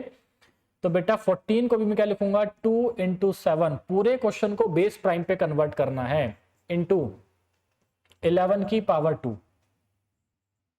तो बेटा पावर की पावर मल्टीप्लाई, 11 की पावर 22 हो जाएगी, तो 2 की पावर 5 इंटू 7 की पावर 5 इंटू 11 की पावर 2। यहाँ पे कितना हो जाएगा ये बेटा, ये हो जाएगा 2 की पावर 27 इंटू 7 की पावर 5 इंटू 11 की पावर 2। तो बेटा 27 और 5 32 और 2 34। इसका मतलब कि नंबर ऑफ टोटल प्राइम कितना होगा आपका इसमें 34। आपको कुछ नहीं करना, उस नंबर को बेस प्राइम पे लिखो। बेस में हमेशा एक प्राइम नंबर होना चाहिए, उसकी जो पावर होगी सबको ऐड कर दो। ये होता है बेटा टोटल नंबर ऑफ प्राइम निकालने का तरीका। नेक्स्ट क्वेश्चन देखो, इसमें क्या बोल रहा है कि if p q and r the unequal natural number such that p square is equal to q r, तो कंसीडर द फॉलोइंग स्टेटमेंट। आपको ये स्टेटमेंट लिखने हैं। अब देखो बेटा, आप ये कह सकते हो कि ये रेशो का क्वेश्चन है, आप कह सकते हो कि ये अलजेब्रा का क्वेश्चन है, क्योंकि यहाँ पे हम क्या अप्लाई करेंगे, कंपोनेंटो एंड डिविडेंडो। लेकिन मैंने उसको नंबर्स में क्यों डाला है, क्योंकि आपको ये चीज रैंडमली पता होनी चाहिए। नॉट नेसेसरी कि आप इसको अलजेब्रा में देखो या आप इसको बेटा किसी और टॉपिक में देखो, रेशो में देखो। हमें क्या गिवन है, हमें गिवन है p square is equal to q r. और बेटा हर क्वेश्चन को पहले आप वीडियो को पोस्ट करके खुद से सोल्व कीजिए, उसके बाद आप मेरा सॉल्यूशन देखिए। क्लियर है मेरी बात आप सब लोगों को। तो उसने क्या बोला, p square is equal to q r, तो मैं इसको क्या लिखूंगा बेटा, p upon r is equal to q upon p. आपको कुछ नहीं करना बेटा, एक बार आप कंपोनेंटो लगाओ, एक बार आप डिविडेंडो लगाओ, एक बार आप इसमें कंपोनेंटो एंड डिविडेंडो लगाओ। वो क्या होती है देखो, अगर मैं इसमें कंपोनेंटो एंड डिविडेंडो लगा रहा हूं, मान लो मैंने कंपोनेंटो लगाई, तो इसको ऐड करेंगे इसमें, तो p plus r upon r is equal to बेटा q plus p upon p. पहला स्टेटमेंट मेरा ये है, मतलब पहला स्टेटमेंट मेरा सही हो गया। अगर मैं इसमें डिविडेंडो लगाऊंगा तो क्या होता है, p अपॉन p minus r is equal to q अपॉन p माइनस q। लेकिन मेरे पास क्या गिवन है, r minus p and p minus q। तो बेटा माइनस कॉमन ले लो, यहां से माइनस कॉमन लिया, यहां से माइनस कॉमन लिया, कैंसिल आउट हो गया, तो ये क्या हो जाएगा, r minus p and q minus P. मतलब मेरा सेकंड स्टेटमेंट भी मेरा क्या हो गया, सही हो गया। पहला भी सही है, दूसरा भी सही है। बेटा तीसरे में क्या कर देंगे, कंपोनेंटो एंड डिविडेंडो लगा दो, मतलब इन दोनों को आपस में डिवाइड कर देंगे हम। तो कंपोनेंटो एंड डिविडेंडो, अच्छा सॉरी मैंने आपको इसमें उल्टा लगा के बता दिया बेटा। डिविडेंडो में क्या करेंगे, माइनस करेंगे। जब मैं डिविडेंडो यहां पे लगाऊंगा तो that is p minus r upon r is equal to q minus p upon p. इसको बोलते हैं कंपोनेंटो, इसको हम बोलते हैं डिविडेंडो। माइनस चाहिए था, माइनस से माइनस मल्टीप्लाई कर लेंगे, कैंसिल आउट हो जाएगा। अब मुझे चाहिए बेटा इसमें डिविडेंडो, कंपोनेंटो एंड डिविडेंडो। तो हम क्या करेंगे, यहाँ पे इसमें कंपोनेंटो एंड डिविडेंडो जब हम लगाएंगे दोनों को डिवाइड कर देंगे। आर से आर कैंसिल आउट, पी से पी कैंसिल आउट, तो क्या बचेगा मेरे पास, तो p plus r upon p minus r और बेटा यहाँ पे बचेगा q plus p upon q minus p. अगर आप माइनस बाहर लोगे तो ये r माइनस पी हो जाएगा, यहां से बाहर माइनस लोगे तो बेटा ये p माइनस क्यू हो जाएगा। तो r minus P, p minus Q, minus से माइनस कैंसिल आउट। अब इसमें देखो p के नीचे क्या मिल रहा है बेटा मेरे को, p अपॉन r। तो अगर मैं p यहां ले, अगर मैं इसको लिखूं p यहां लेके जाऊं, इसके नीचे क्या आएगा q माइनस पी, लेकिन यहाँ पे क्या दिखा है r माइनस पी। अगर मैं r यहां लेके जाऊं तो r के नीचे क्या आएगा p माइनस r, यहाँ पे r के नीचे, अच्छा यहाँ पे मैं क्या दिखा है, यहाँ पे q अपॉन p माइनस क्यू। मतलब सेकंड वाली स्टेटमेंट हमारी यहां से सेटिस्फाई नहीं होगी।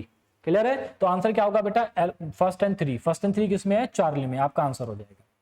आपको बिल्कुल बेसिक पता होना चाहिए था कि कंपोनेंट और डिविडेंड होता क्या, उसको कैसे सोल्व करना। नेक्स्ट क्वेश्चन देखो बेटा, अगेन अभी मैंने आपको बताया था कि फ्रैक्शन का एलसीएम और एचसीएफ कैसे निकालते हैं। आप इसका आंसर बेटा मेरे को बताओ, इसका आंसर क्या होगा। ठीक है, आप खुद से सोल्व करो, सेकंड्स में आंसर आना चाहिए आप सभी लोगों का।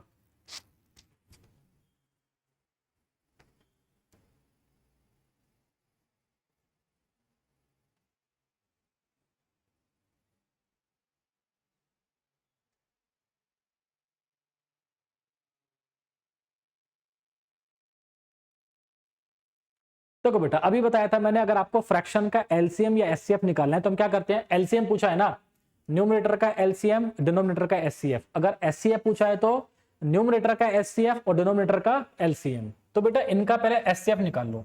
देखो 4 8 3 16 दिख रहा है। अब 3 किसी के साथ कॉमन नहीं है, मतलब इसका एचसीएफ कितना आएगा 1। बेटा नीचे 1 कितनों में आ रहा है, सिर्फ एक में, अल्फा आंसर।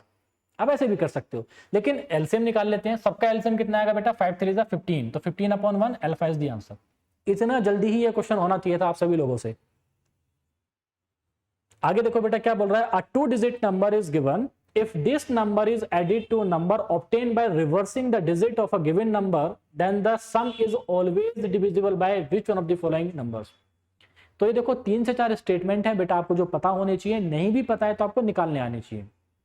अगर कभी भी कुछ ना गिवन करके आपसे डिविजिबिलिटी का क्वेश्चन पूछे, मतलब आपको काम करना है बेटा प्लेस वैल्यू पे। किस पे काम करना है आपको, प्लेस वैल्यू पे। डिविजिबिलिटी के सारे रूल यहां से बन के आ जाएंगे, बस आपको अंडरस्टैंडिंग होनी चाहिए। उसने क्या बोला, एक 2 डिजिट का नंबर है, आप कोई भी मान लो x और y, ये 2 डिजिट है x और y। उसने क्या बोला कि इसका रिवर्स, तो बेटा रिवर्स क्या होगा इसका, y और x, इन दोनों को ऐड किया। मैं सब्ट्रैक्ट भी कर सकता हूं। वैसे तो आपको डायरेक्ट पता होना चाहिए कि अगर एक नंबर और उसके रिवर्स को हम ऐड करेंगे तो बेटा 11 से डिविजिबल होगा, अगर सब्ट्रैक्ट करेंगे तो 9 से डिविजिबल होगा। ये आपको डायरेक्ट पता होना चाहिए। अगर नहीं पता है या जिन लोगों ने इसको नहीं पढ़ा है तो देखो कैसे निकालते हैं। हम किसकी फॉर्म में लिखेंगे इनको बेटा, प्लेस वैल्यू की फॉर्म में। एक्स वाई को मैं लिख सकता हूं यहाँ पे 10x प्लस वाई। ठीक है, प्लस पहले देख लेते हैं, इसको लिखेंगे हम 10y प्लस x। बेटा x को x में ऐड करेंगे, कितना आएगा 11x, प्लस यहाँ पे कितना आएगा 11y। कॉमन लिया तो क्या बचा, ये आपके पास एक रिजल्ट आ गया कि अगर कोई भी 2 डिजिट का नंबर और उसके रिवर्स को अगर हम ऐड करेंगे तो वो हमेशा 11 से डिविजिबल होगा और उसके सम से डिविजिबल होगा। ध्यान रखना, 11 से तो होगा, उसके सम से भी क्या होगा, वो डिविजिबल होगा। अब अगर माइनस होता तो हम क्या करेंगे, यहाँ पे 10x प्लस वाई माइनस से मल्टीप्लाई करेंगे तो बेटा माइनस 10y माइनस x। तो अब यहां पे देखो बेटा x में x माइनस करेंगे 9x माइनस 9y।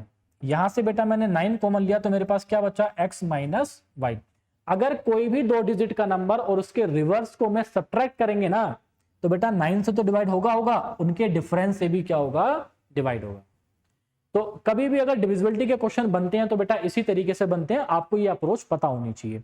अब अगर आपको इसी में एक बात मेरे को बताओ कि अगर वो आपसे पूछता कि एक 3 डिजिट का नंबर है और उसका रिवर्स है, मैं उसको सब्ट्रैक्ट कर रहा हूं, तो बताओ कि वो हमेशा किससे डिविजिबल होगा। ये चीजें आपको पता होनी चाहिए। 2 डिजिट में भी आ सकता है, 3 डिजिट में भी आ सकता है। तो बेटा आपको वही करना है। एक 3 डिजिट का नंबर है ना, मान लेते हैं ABC, इसका रिवर्स क्या होता है ये आपको पता होना चाहिए। इसका रिवर्स होगा C, B और A। उसने क्या बोला है, अगर एक 3 डिजिट का नंबर है और उसका रिवर्स है, उसको सब्ट्रैक्ट कर दिया तो बताओ हमेशा किससे डिविजिबल होगा। आपको नहीं पता ना, वैसे आपको पता होना चाहिए। अगर आप CDS में अपेयर कर रहे हो तो नहीं पता तो बेटा आज के बाद आपको पता होना चाहिए, आपको निकालना आना चाहिए। हम कैसे निकालते हैं, किसकी वजह से, प्लेस वैल्यू की वजह से। कैसे करेंगे देखो, इसको मैं लिखूंगा 100A plus 10b N plus सी। बेटा माइनस करना है, माइनस करेंगे, इसको मैं लिखूंगा माइनस, इसको लिखूंगा बेटा 100c प्लस 10b, ठीक है, प्लस a।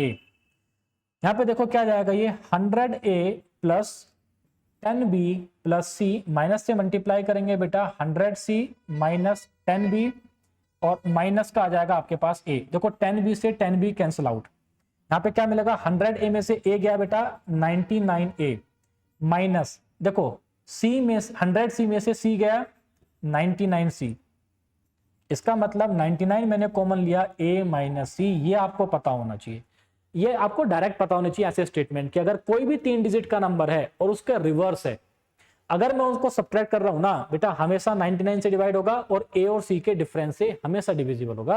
ये इस स्लाइड में जो बातें हैं ना बेटा, आपको मुंह जबानी याद होनी चाहिए। तो ये क्वेश्चन आपसे सेकंड्स में हो जाता।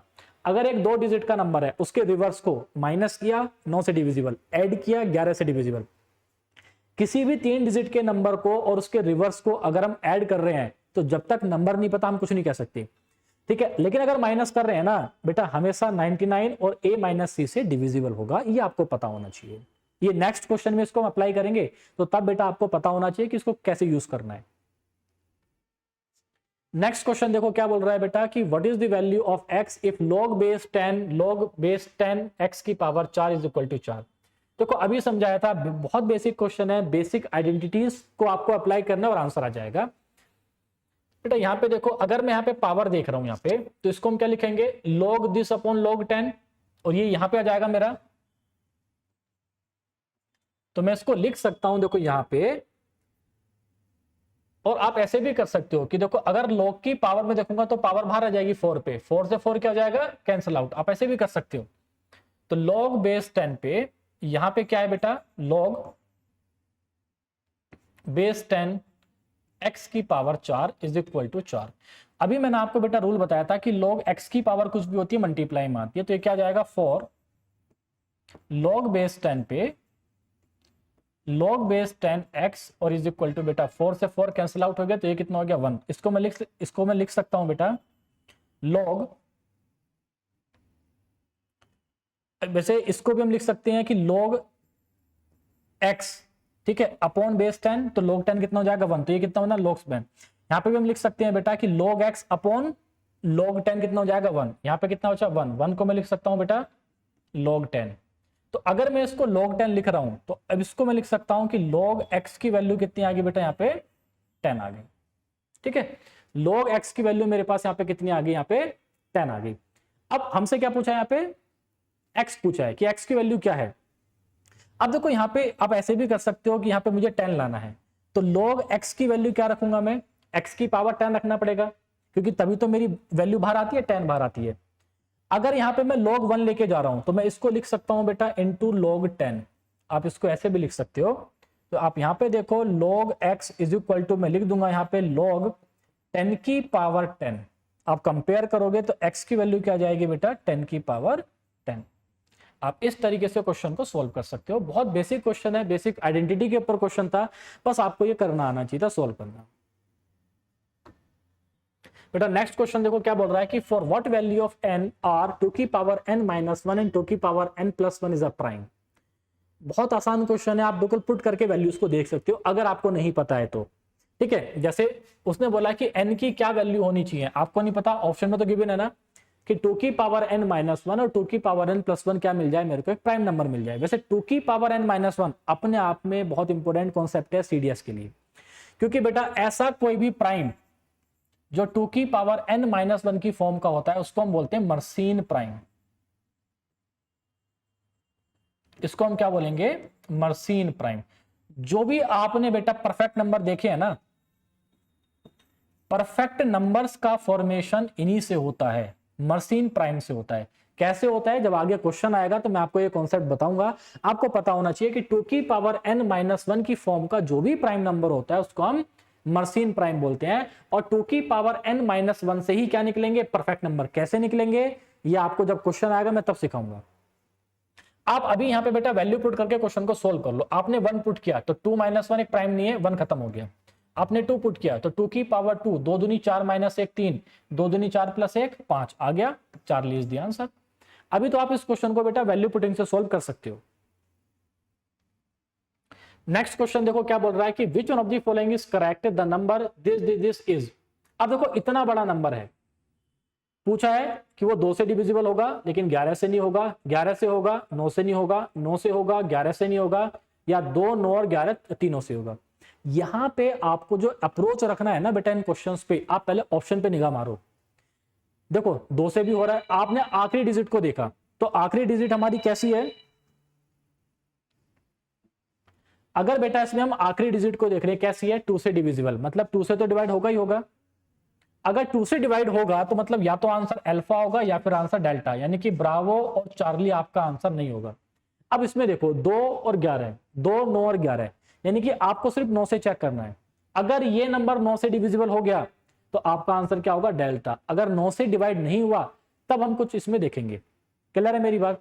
तो मैंने जब इसको 9 से डिवाइड करके देखा, और बेटा 9 से डिवाइड करने का तरीका मैंने आपको बताया था कि सम 9 से डिवाइड होना चाहिए। तो सम में जहां भी 9 बना, देखो जैसे 7, 8, 9 छोड़ दो, इसको 7 और 2 9 छोड़ दो, 9 और 9 छोड़ दो।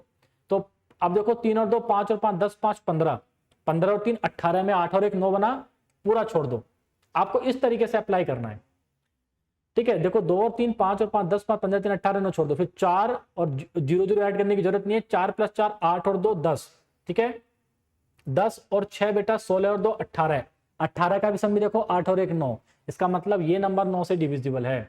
और 9 से डिविजिबल वाला ऑप्शन कितना दिख रहा है आपको, 2 और 9 वाला डेल्टा ही है। तो आपका आंसर क्या हो जाएगा इस क्वेश्चन का, डेल्टा। इसी तरीके से आपको अप्रोच लगाना है।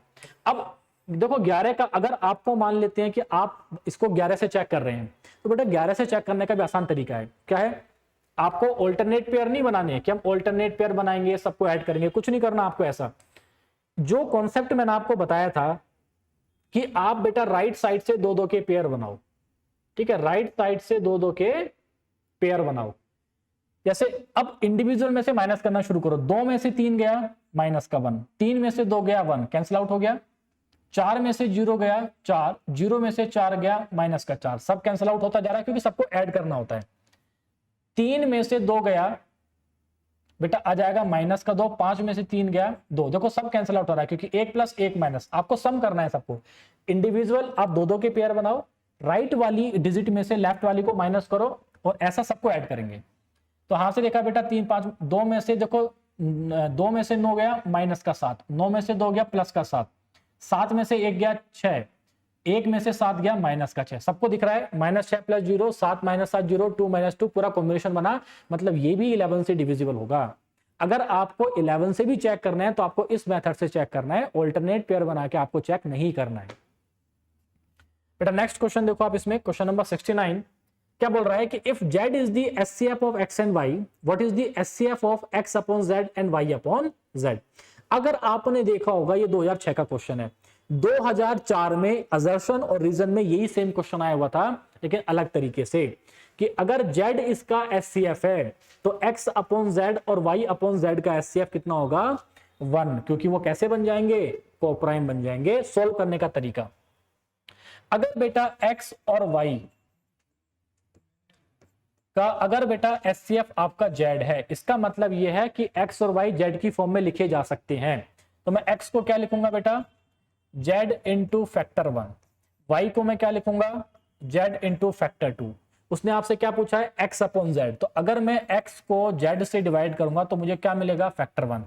अगर बेटा मैं y को z से क्या मिलूंगा तो मुझे क्या मिलेगा, और मैंने आपको बताया था ये दोनों नंबर कैसे होते हैं, factor 1 and factor 2 are coprime, coprime या फिर रिलेटिवली प्राइम, मतलब इसमें कुछ भी कॉमन नहीं होता। कुछ भी कॉमन नहीं होगा तो क्या होगा, 1 कॉमन होगा। तो क्वेश्चन नंबर 69 का आंसर क्या है बेटा, इसमें डेल्टा। क्वेश्चन नंबर 70 देखो,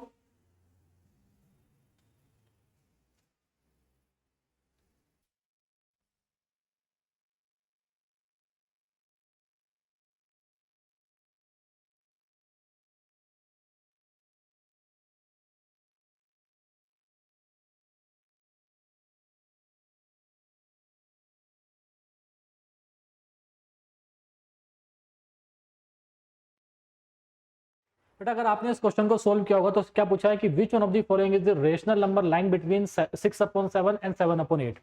तो लास्ट सेशन में भी मैंने आपको बताया था, एक फॉर्मूला बताया था कि देखो दो रेशनल नंबर के बीच में बेटा इनफाइनाइट रेशनल नंबर होते हैं, उनको निकालने का तरीका क्या बताया था मैंने कि के ए प्लस बी अपॉन के प्लस 1।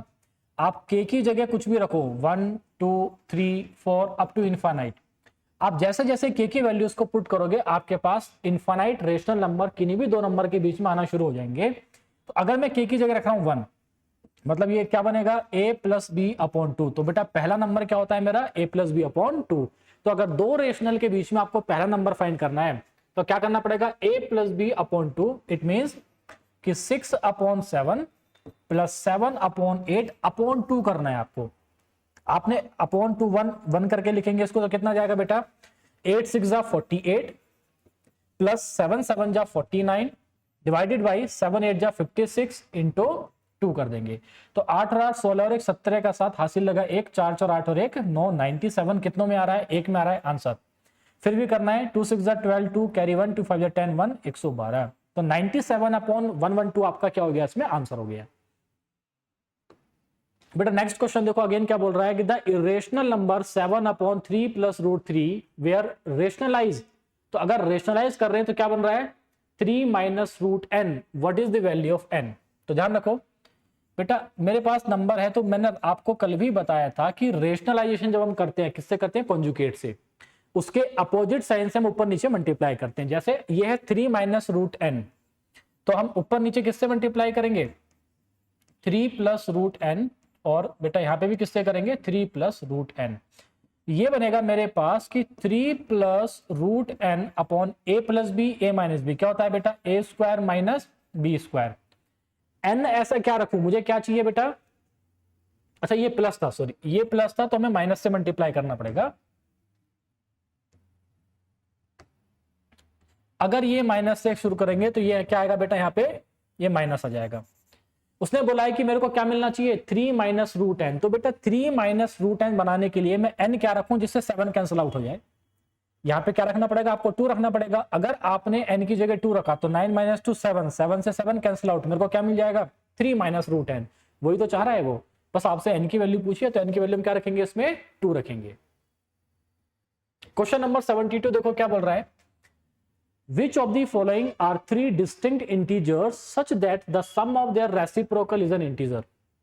ऐसे इनमें से 3 कौन से नंबर हैं जिनके रेसिप्रोकल का सम कितना आएगा बेटा एक इंटीजर आएगा।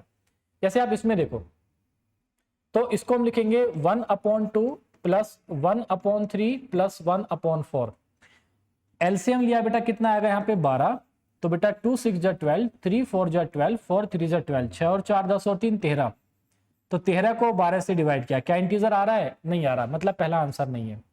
ऐसे आप दूसरा चेक करोगे ऐसे आप तीसरा चेक करोगे ऐसे आप डेल्टा चेक करोगे। तो अब हम डेल्टा को चेक करते हैं डायरेक्ट बेटा 1 अपॉन 2 1 अपॉन 3 1 अपॉन 6 इसका एलसीएम कितना है 6 2 3 जा 6 3 2 जा 6 एन प्लस बेटा 6 1 जा 6। तो 3 2 5 और 1 6 डिवाइडेड बाय 6 इसमें क्या जाएगा आपका ये आंसर आ जाएगा। तो डेल्टा इज दी आंसर। देखो इसमें एक शॉर्ट अप्रोच भी है कि ये ऐसा क्यों आ पा रहा है क्योंकि 6 को अगर मैं 6 से डिवाइड करूंगा तो कितना है बेटा 1 और 1 क्या है आपके पास एक इंटीजर है। ऐसा क्यों हो पा रहा है अब देखो 6 क्योंकि एक परफेक्ट नंबर होता है। 6 कौन सा नंबर है एक परफेक्ट नंबर है। बेसिकली आपको काम करना है बेटा एक परफेक्ट नंबर पे। परफेक्ट नंबर कौन से होते हैं जिनके सारे फैक्टर्स का सम 6 को छोड़ के यानी कि उस नंबर को छोड़ के सम के बराबर आ जाए। तो अगर यहाँ पे एक परफेक्ट नंबर है और उसके सारे फैक्टर्स हैं उसके रेसिप्रोकल का सम हमेशा इंटीजर आएगा, उसके अलावा बेटा आएगा ही नहीं। ठीक है, या फिर ऐसे नंबर नहीं होने चाहिए मतलब आ जाएगा। तो यहाँ पे देखो 6 परफेक्ट नंबर है तो 6 के फैक्टर 2 और 3 मतलब ये आपको रेसिप्रोकल में इंटीजर देगा। आप ऐसे डायरेक्ट भी इसको कर सकते हैं। बेटा नेक्स्ट क्वेश्चन देखो क्या बोल रहा है कि what is the value of 5 log base 8 2 minus 1/3 log 9 base 3। देखो अभी मैंने आपको बताया था बेटा सेम बेसिक आइडेंटिटी है जो अभी तक हमने सीखी है। कैसे लिखेंगे इसको 5 into बेटा बेस में 8 है 2 की पावर 3 तो वो 3 कहाँ आएगा नीचे आ जाएगा। ये क्या बन जाएगा आपके पास log 2 बेस 2 और log a बेस a क्या होता है हमेशा 1 माइनस 1/3। अब बेटा मैं 9 को लिखूंगा 3 का स्क्वायर तो स्क्वायर हमेशा कहाँ आएगा यहाँ पे आ जाएगा। ये क्या बन जाएगा log 3 बेस 3। बेटा log a बेस a हमेशा 1 होता है, तो मेरे पास क्या बना 5/3 minus 2/3 that is equal to, base same है तो 5 में से 2 गया 3, किसके बराबर आ गया 1 के बराबर आ गया। तो इसका आंसर क्या है बेटा ब्रावो। नेक्स्ट क्वेश्चन देखो वो क्या बोल रहा है, अगेन बहुत बढ़िया क्वेश्चन है। Suppose x is a 10 digit number with left most digit being 5। एक 10 डिजिट का नंबर है, मान लेते हैं 1 2 3 4 5 6 7 8 9 10। एक 10 डिजिट का नंबर है जिसकी लेफ्ट मोस्ट डिजिट कितनी है बेटा 5 है, and is divisible bye 3 and 11। और ये किससे डिवाइड हो रहा है, ये जो बेटा 10 डिजिट का नंबर है ये 3 और 11 से डिविजिबल है, ये क्वेश्चन कह रहा है। आगे आपको क्या करना है, suppose y is the number obtain by reversing the digit of x। y एक नंबर है जिसमें बेटा मैंने इसके डिजिट को रिवर्स कर दिया, तो देखो ये इधर आ जाएगा ये इधर आ जाएगा, यानी कि ये नंबर बनेगा रिवर्स होके। अगर मैं 10 डिजिट की बात करूंगा, ये अगर आखिरी डिजिट है तो 5 बन जाएगा। तो वो ये पूछना चाह रहा है कि which one of the following statement is not necessarily correct, कि y is divisible bye 13, y is divisible bye 45, y is divisible bye 55 and y is divisible bye 65। तो ये जो y है इसमें कौन सा, देखो ये एक नंबर बेटा 3 और 11 से डिवाइड हो रहा है, बिल्कुल हो रहा है। अब इसकी अगर आखिरी डिजिट 5 है तो ये 5 से भी होगा कंपलसरी। अब हो सकता है कि रिवर्स करने के बावजूद भी ये 3 से भी हो जाए, ये 11 से भी हो जाए, ये पॉसिबिलिटी है। इसके अलावा और कोई बेटा आपके पास पॉसिबिलिटी नहीं है। तो अगर 5 से हो रहा है, देखो 5 या 15, 15 से भी होगा, 11 पंजे 55 से भी होगा, 11 तिया 33 से भी हो सकता है। These are the possibilities. किस किस से डिवाइड होगा, इन तीनों को मल्टीप्लाई कर देंगे, 11 तिया 33, 5 तिया 15 का 5 हासिल लगेगा, 5 तिया 15 16, 165 से भी हो सकता है। देखो बेटा 33 से भी हो सकता है, 165 से भी हो सकता है, 55 से भी हो सकता है, 45 से नहीं होगा। It might not be possible कि 45 से डिवाइड हो जाए। तो आपको इस क्वेश्चन पे इस तरीके से अप्रोच करना है। क्लियर है मेरी बात बेटा। नेक्स्ट क्वेश्चन देखो क्या बोल रहा है, late x, y and z be integers where x and z are relatively prime if z divide x, y then which one of the following is correct। अगर आपने लास्ट सेशन को नहीं देखा है तो बेटा देखिए, मैंने वहां पे आपको फैक्टर्स के बेस पे कुछ स्टेटमेंट लिखवाए थे, कुछ बताया था कि फैक्टर्स पे आपको क्या क्या बातें याद रखनी है। अब अगर ये बोल रहा है कि x, y, z कुछ इंटीजर्स हैं जिसमें x और z आर रिलेटिवली प्राइम, मतलब उसमें कुछ भी कॉमन नहीं है। उसने क्या बोला है कि z into x into y को z डिवाइड कर रहा है, जिसमें बेटा उसने बोल दिया x and z are relatively prime, मतलब x और z में कुछ भी कॉमन नहीं है, मतलब z x को डिवाइड नहीं कर रहा है, लेकिन x y is divisible bye z। इसका मतलब क्या हो गया कि z बेटा किसको डिवाइड करेगा, y को डिवाइड करेगा। अब देख लीजिए किसमें आ रहा है, उसने बोला है z डिवाइड x कर ही नहीं सकता क्योंकि बेटा कैसे है, को प्राइम है, रिलेटिवली प्राइम है। z डिवाइड y, आपका आंसर मिल गया, ब्रावो इज द आंसर। बस आपको अंडरस्टैंडिंग इतनी अच्छे से होनी चाहिए कि फैक्टर्स पे क्वेश्चन पूछा है, डिविजिबल पे क्वेश्चन पूछा है, तो आपको उसको किस तरीके से अप्रोच करना है। नेक्स्ट क्वेश्चन देखो बेटा, अगर आपने लास्ट सेशन देखा है तो लास्ट सेशन में हमने इस क्वेश्चन को डिस्कस किया था। अब देखो क्वेश्चन आप देख रहे होंगे बेटा, कॉन्सेप्ट के साथ साथ रिपीट होना शुरू हो गए। असर्शन और रीजन का क्वेश्चन है, क्या पूछ रहा है कि 2 into 3 into 5 into 7 into 11 into 13 plus 1 is a prime number. आपको पता होता ही नहीं है कभी भी। ये कहां तक शो करता है बेटा, सिर्फ स्टार्टिंग के 5 प्राइम तक। आप पहले प्राइम में 1 ऐड करो, क्या प्राइम आ रहा है, पहले 2 प्राइम के आप मल्टीप्लाई करो, क्या ऐड आ रहा है, क्या एक प्राइम आ रहा है, बिल्कुल आ रहा है बेटा। पहले 3 प्राइम, अब ये आपको एग्जाम में नहीं करना होता, ये आपको पहले से पता होना चाहिए, क्या एक प्राइम है, बिल्कुल प्राइम है। तो ये कहां तक अप्लाई होता है, ये बेटा आपका सिर्फ और सिर्फ पहले 5 प्राइम तक होगा। मतलब इसका कोई भी कॉम्बिनेशन हो, चाहे पहले प्राइम में 1 ऐड करो, पहले 2 प्राइम की मल्टीप्लाई करके 1 ऐड करो, पहले 3 प्राइम में मल्टीप्लाई करके 1 ऐड करो, या पहले 4 या पहले 5, सिर्फ पहले 5 प्राइम तक ही आपको क्या मिलेगा, 1 ऐड करके एक प्राइम मिलेगा। इसके बाद कभी नहीं मिलेगा। एक एक्सेप्शन है, स्टार्टिंग के 11 प्राइम, ठीक है। 11 प्राइम मतलब मैं 31 तक, अगर 31 तक सारे प्राइम को मल्टीप्लाई करके 1 ऐड करूं तो भी एक प्राइम मिलेगा। इसके अलावा बेटा कभी भी आपको प्राइम नंबर नहीं मिलेगा, ये आपको पता होना चाहिए। तो उसने क्या पूछा है, क्या प्राइम है, पहला ही गलत हो गया, पहला गलत हो गया मतलब A is false, delta is the answer, दूसरा आपको चेक ही नहीं करना, ठीक है। अब आपको इतनी अंडरस्टैंडिंग होनी चाहिए इन क्वेश्चंस पे। उसने क्या बोला है कि if a natural number is divided by 7, देखो क्या बोला है, डिवाइडेड बाय 7, तो डिवाइडेड बाय मतलब एलसीएम पे काम होगा यहाँ पे। The remainder is 5, what is the remainder when the cube of that number is divided by 7। अब देखो क्वेश्चन उसने चेंज कर दिया, अगर यहाँ पे 2-3 क्वेश्चन होते तो मुझे एलसीएम पे काम करना पड़ता, एक ही क्वेश्चन था। एक नंबर है मेरे पास n, मैंने उसको 7 से डिवाइड किया, तो रिमाइंडर क्या आया, वो बोल रहा है बेटा द रिमाइंडर इज 5। अब मैं उस नंबर के क्यूब को अगर मैं 7 से डिवाइड करूं तो रिमाइंडर पूछा है।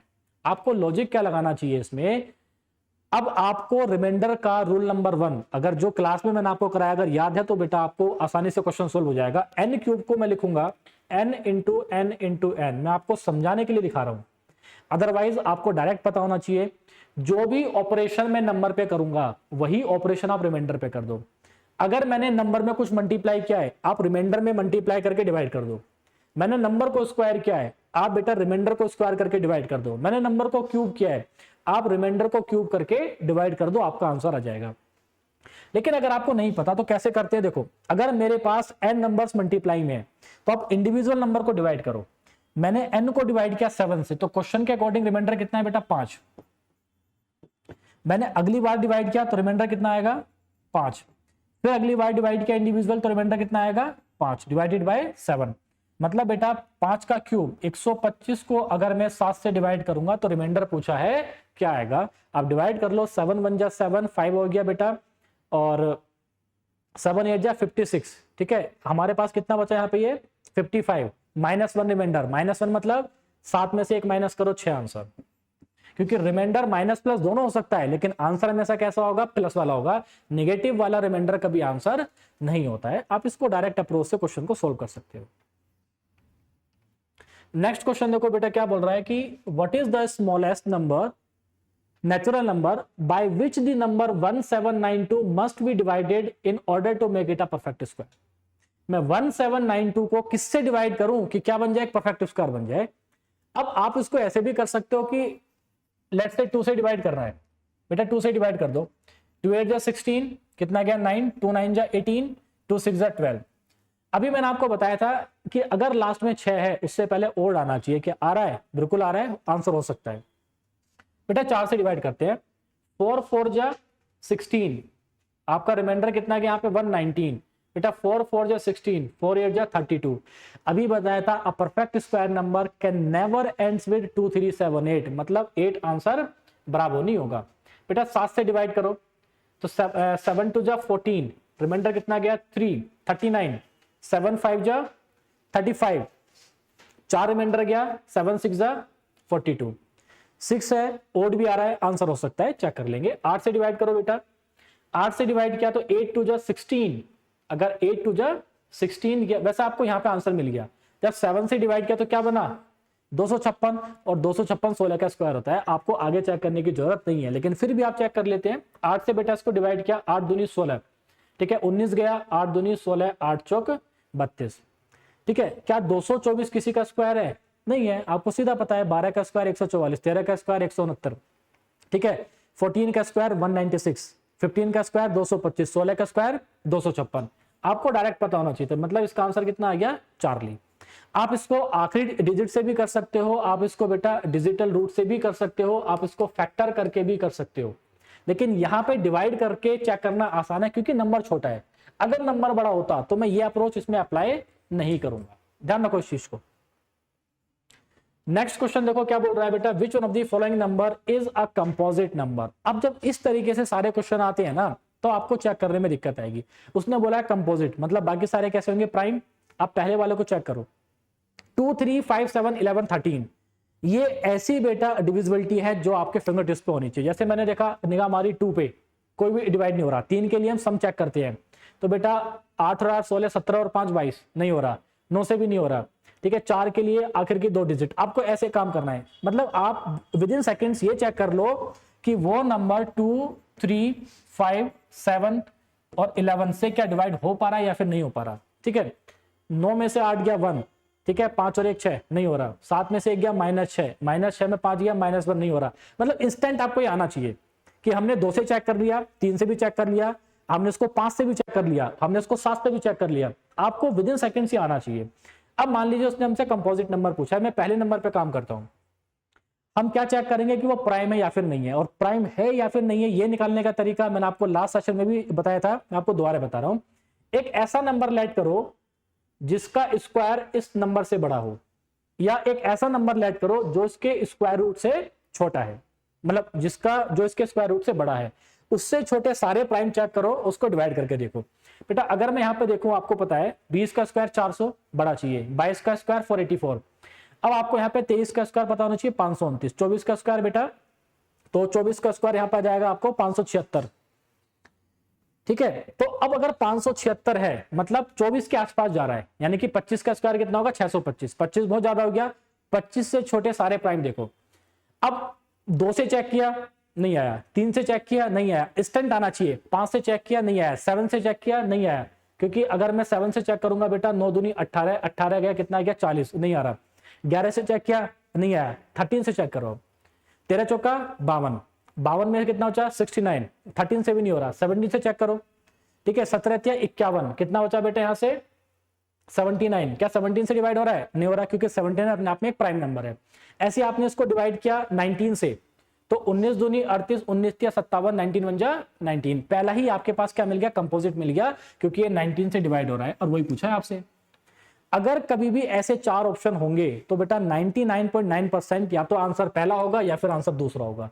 अगर आपको ऐसे ऑप्शन दे रहा है वो कभी आपको डेल्टा तक लेके नहीं जाएगा, क्योंकि उसको भी पता है हर ऑप्शन को चेक करना टाइम कंज्यूमिंग होता है, तो आपको पता होना चाहिए, इसलिए आपने ये इंस्टेंट करके देखा, ये तो आपको इंस्टेंट होना चाहिए, इसके बाद आपको टाइम लगना चाहिए। लेकिन बेटा फिर भी ये क्वेश्चन अगर आपका अल्फा ऑप्शन है तो आपका टाइम एकदम से बच जाएगा, लेकिन अगर फिर भी अगर एग्जामिनर ने डेल्टा दे दिया तो बेटा ध्यान रखना ये क्वेश्चन पे कम से कम आपको 2 मिनट लगाने होंगे। उससे बेहतर है पहला ऑप्शन चेक करो, दूसरा चेक करो, अगर इतना चेक कर लिया तो आप डेल्टा भी चेक कर लो, ठीक है, ये नहीं कि उसको छोड़ दो फिर आप।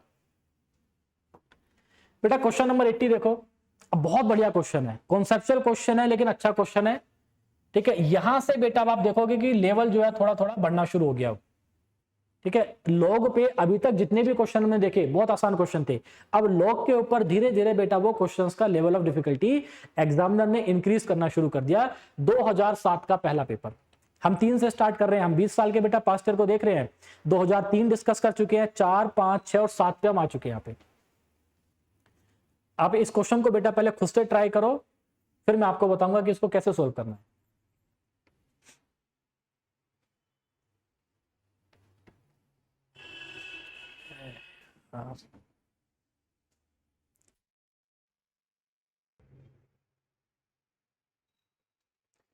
बेटा देखो मैंने इस पे 2 स्टार लगाए हैं, 2 स्टार भी इस क्वेश्चन के लिए कम है। क्यों कम है, देखो जब मैंने पहली बार इस क्वेश्चन को देखा बेटा मेरे से भी नहीं हुआ ये, ठीक है। तो आपको भी लगा होगा कि सर कैसे करें, लोग ए अपॉन इसमें बी लगाएं, क्योंकि बहुत बच्चों ने गलती क्या की होगी, जो बेटा मैंने भी की थी पहली बार में, कि अगर लॉग ए अपॉन बी होता है तो हम इसको कैसे लिखते हैं, लॉग ए अपॉन लॉग बी, बस यही नहीं करना इसमें। अगर आप इस क्वेश्चन को ऐसे अप्रोच करोगे तो बेटा क्वेश्चन सोल्व नहीं होगा, ठीक है। अच्छा क्वेश्चन है, पहली बार में मेरे से भी नहीं हुआ ये, ठीक है। तो अगर आपसे नहीं हो रहा तो बहुत बड़ी बात नहीं है। अब आप समझो ऐसे क्वेश्चंस को अप्रोच कैसे करना होता है। हमें दिया गया बेटा यहाँ पे एक टर्म को सॉल्व करके लिखते हैं log 2 1/2, तो मैं बेस में इसको कन्वर्ट करूंगा, लाइक log 2, मैं 2 को ऊपर लेके जाऊंगा तो ये हो जाएगा 2 की पावर -1। अब 2 की पावर -1 आपको पता है कि अगर बेस में कोई पावर होती है तो अपॉन में बाहर जाती है, ये कैसा जाएगा बेटा 1/-1, ये क्या बचा मेरे को log 2 बेस 2, मतलब बेसिकली मुझे -1 बाहर मिल रहा है, और log a बेस a पे हमेशा क्या होता है 1। अगर मैं इंडिविजुअल टर्म को देखूं 3 3 4 4 बेटा 100 मतलब 1000 1000 हर जगह सेम मिल रहा है, मतलब हर जगह बाहर क्या आएगा बेटा -1 इंटू -1 इंटू -1। बस मुझे ये देखना है कहां से शुरू कर रहे हैं, 2 से कहां तक गए हैं 1000 तक, इवन से शुरू किया इवन पे खत्म किया। मतलब अगर मैं यहां पे नंबर ऑफ टर्म्स देखूं, आप नीचे भी देख सकते हो 2 3 4 5 कहां तक गए हैं 1000 तक गए हैं। अगर मैं इसको 1 से शुरू करता, ऑड से शुरू किया इवन पे खत्म किया, मतलब इक्वल नंबर इवन है इक्वल नंबर ऑड है। लेकिन जब 2 से शुरू किया ना, इसका मतलब बेटा इक्वल नंबर ऑफ इवन और इक्वल नंबर ऑफ ऑड नहीं है, तो यहां पे एक टर्म मेरे पास एक्स्ट्रा बचेगी, बाकी सारे टर्म आपस में क्या दे देंगी +1, एक टर्म मेरे पास एक्स्ट्रा बचेगी जो क्या देगी बेटा मुझे -1। तो इस क्वेश्चन का आंसर क्या हो जाएगा -1। आपको बस ये दिमाग लगाना था कि 1/2 को लिखूंगा 2 की पावर -1, और अगर बेटा बेस में कोई भी वैल्यू होती है पावर वो डिवाइड में आती है, इट मींस कि इंडिविजुअल क्वेश्चन को सोल्व करके आपको -1 मिल रहा है। अब बस आपको ये देखना है कि नंबर ऑफ टर्म्स कितनी है। तो बेटा नंबर ऑफ टर्म्स मेरे पास है ऑड। कितनी टर्म्स हैं ये? ऑड टर्म्स हैं। या आप ऐसे कह सकते हो odd terms in the sense कि आपके पास एक टर्म एक्स्ट्रा है, बाकी सबके बन जाएंगे पेयर, तो बाकी सब क्या देंगे? -1 इंटू -1 1 दे देंगे। लेकिन जो एक टर्म आपकी एक्स्ट्रा बच गई वो आपको यहां से पता लगेगा। 1 से शुरू करते 2 3 4 5 6,000 तक गए हैं, मतलब 1 गायब है इसमें। क्लियर है? आप इस तरीके से इस क्वेश्चन को अप्रोच करोगे तो बेटा आपका आंसर क्या जाएगा इसमें? ब्रावो। अब ये चीज ऐसी है कि आपको बेटा प्रैक्टिस के थ्रू ही आ पाएंगी। आप ऐसा नहीं है कि इन क्वेश्चंस में आप बिना देखे इनको अप्रोच कर पाओगे। क्लियर है बेटा? तो अगर आप में से अभी तक भी बेटा आप लोगों ने पहला सेशन नहीं देखा है तो पहले जाइए, आप पहले सेशन को देखिए, और जितने भी कॉन्सेप्ट हम यहाँ पे डिस्कस कर रहे हैं, ठीक है, जो हम कॉन्सेप्चुअल अंडरस्टैंडिंग की बात कर रहे हैं, जो बेटा मॉडर्न डे अप्रोच की बात कर रहे हैं, हो सकता है आप लोगों को कुछ कॉन्सेप्ट में दिक्कत आई हो कि सर आपने जो चाइनीज रिमाइंडर थ्योरम बताया वो हमें समझ नहीं आया, तो बेटा आप मेरे को कमेंट सेक्शन में बताइए। चाइनीज रिमाइंडर थ्योरम के ऊपर मैं अलग से एक वीडियो बना के डाल दूंगा ताकि आपकी कॉन्सेप्चुअल अंडरस्टैंडिंग और इंप्रूव हो जाए। कहीं पे आपको लगता है कि सर कॉन्सेप्ट थोड़ा सा होच-पोच हो रहा है या आपको कुछ चीजें समझ नहीं आ रही हैं, क्योंकि बेटा ये मान के चल रहा हूं कि आपको बेसिक चीजें आती हैं, नहीं आती हैं तो पर्टिकुलर क्वेश्चन पे आप ध्यान से देखो, वीडियो को आप दोबारा देखो, तब भी समझ नहीं आ रहा है आप मेरे को बेटा कमेंट सेक्शन में बता दो। आज का सेशन में बेटा आज का सेशन हम यहीं पे एंड करते हैं, ठीक है, और till then Jai Hind to all of you.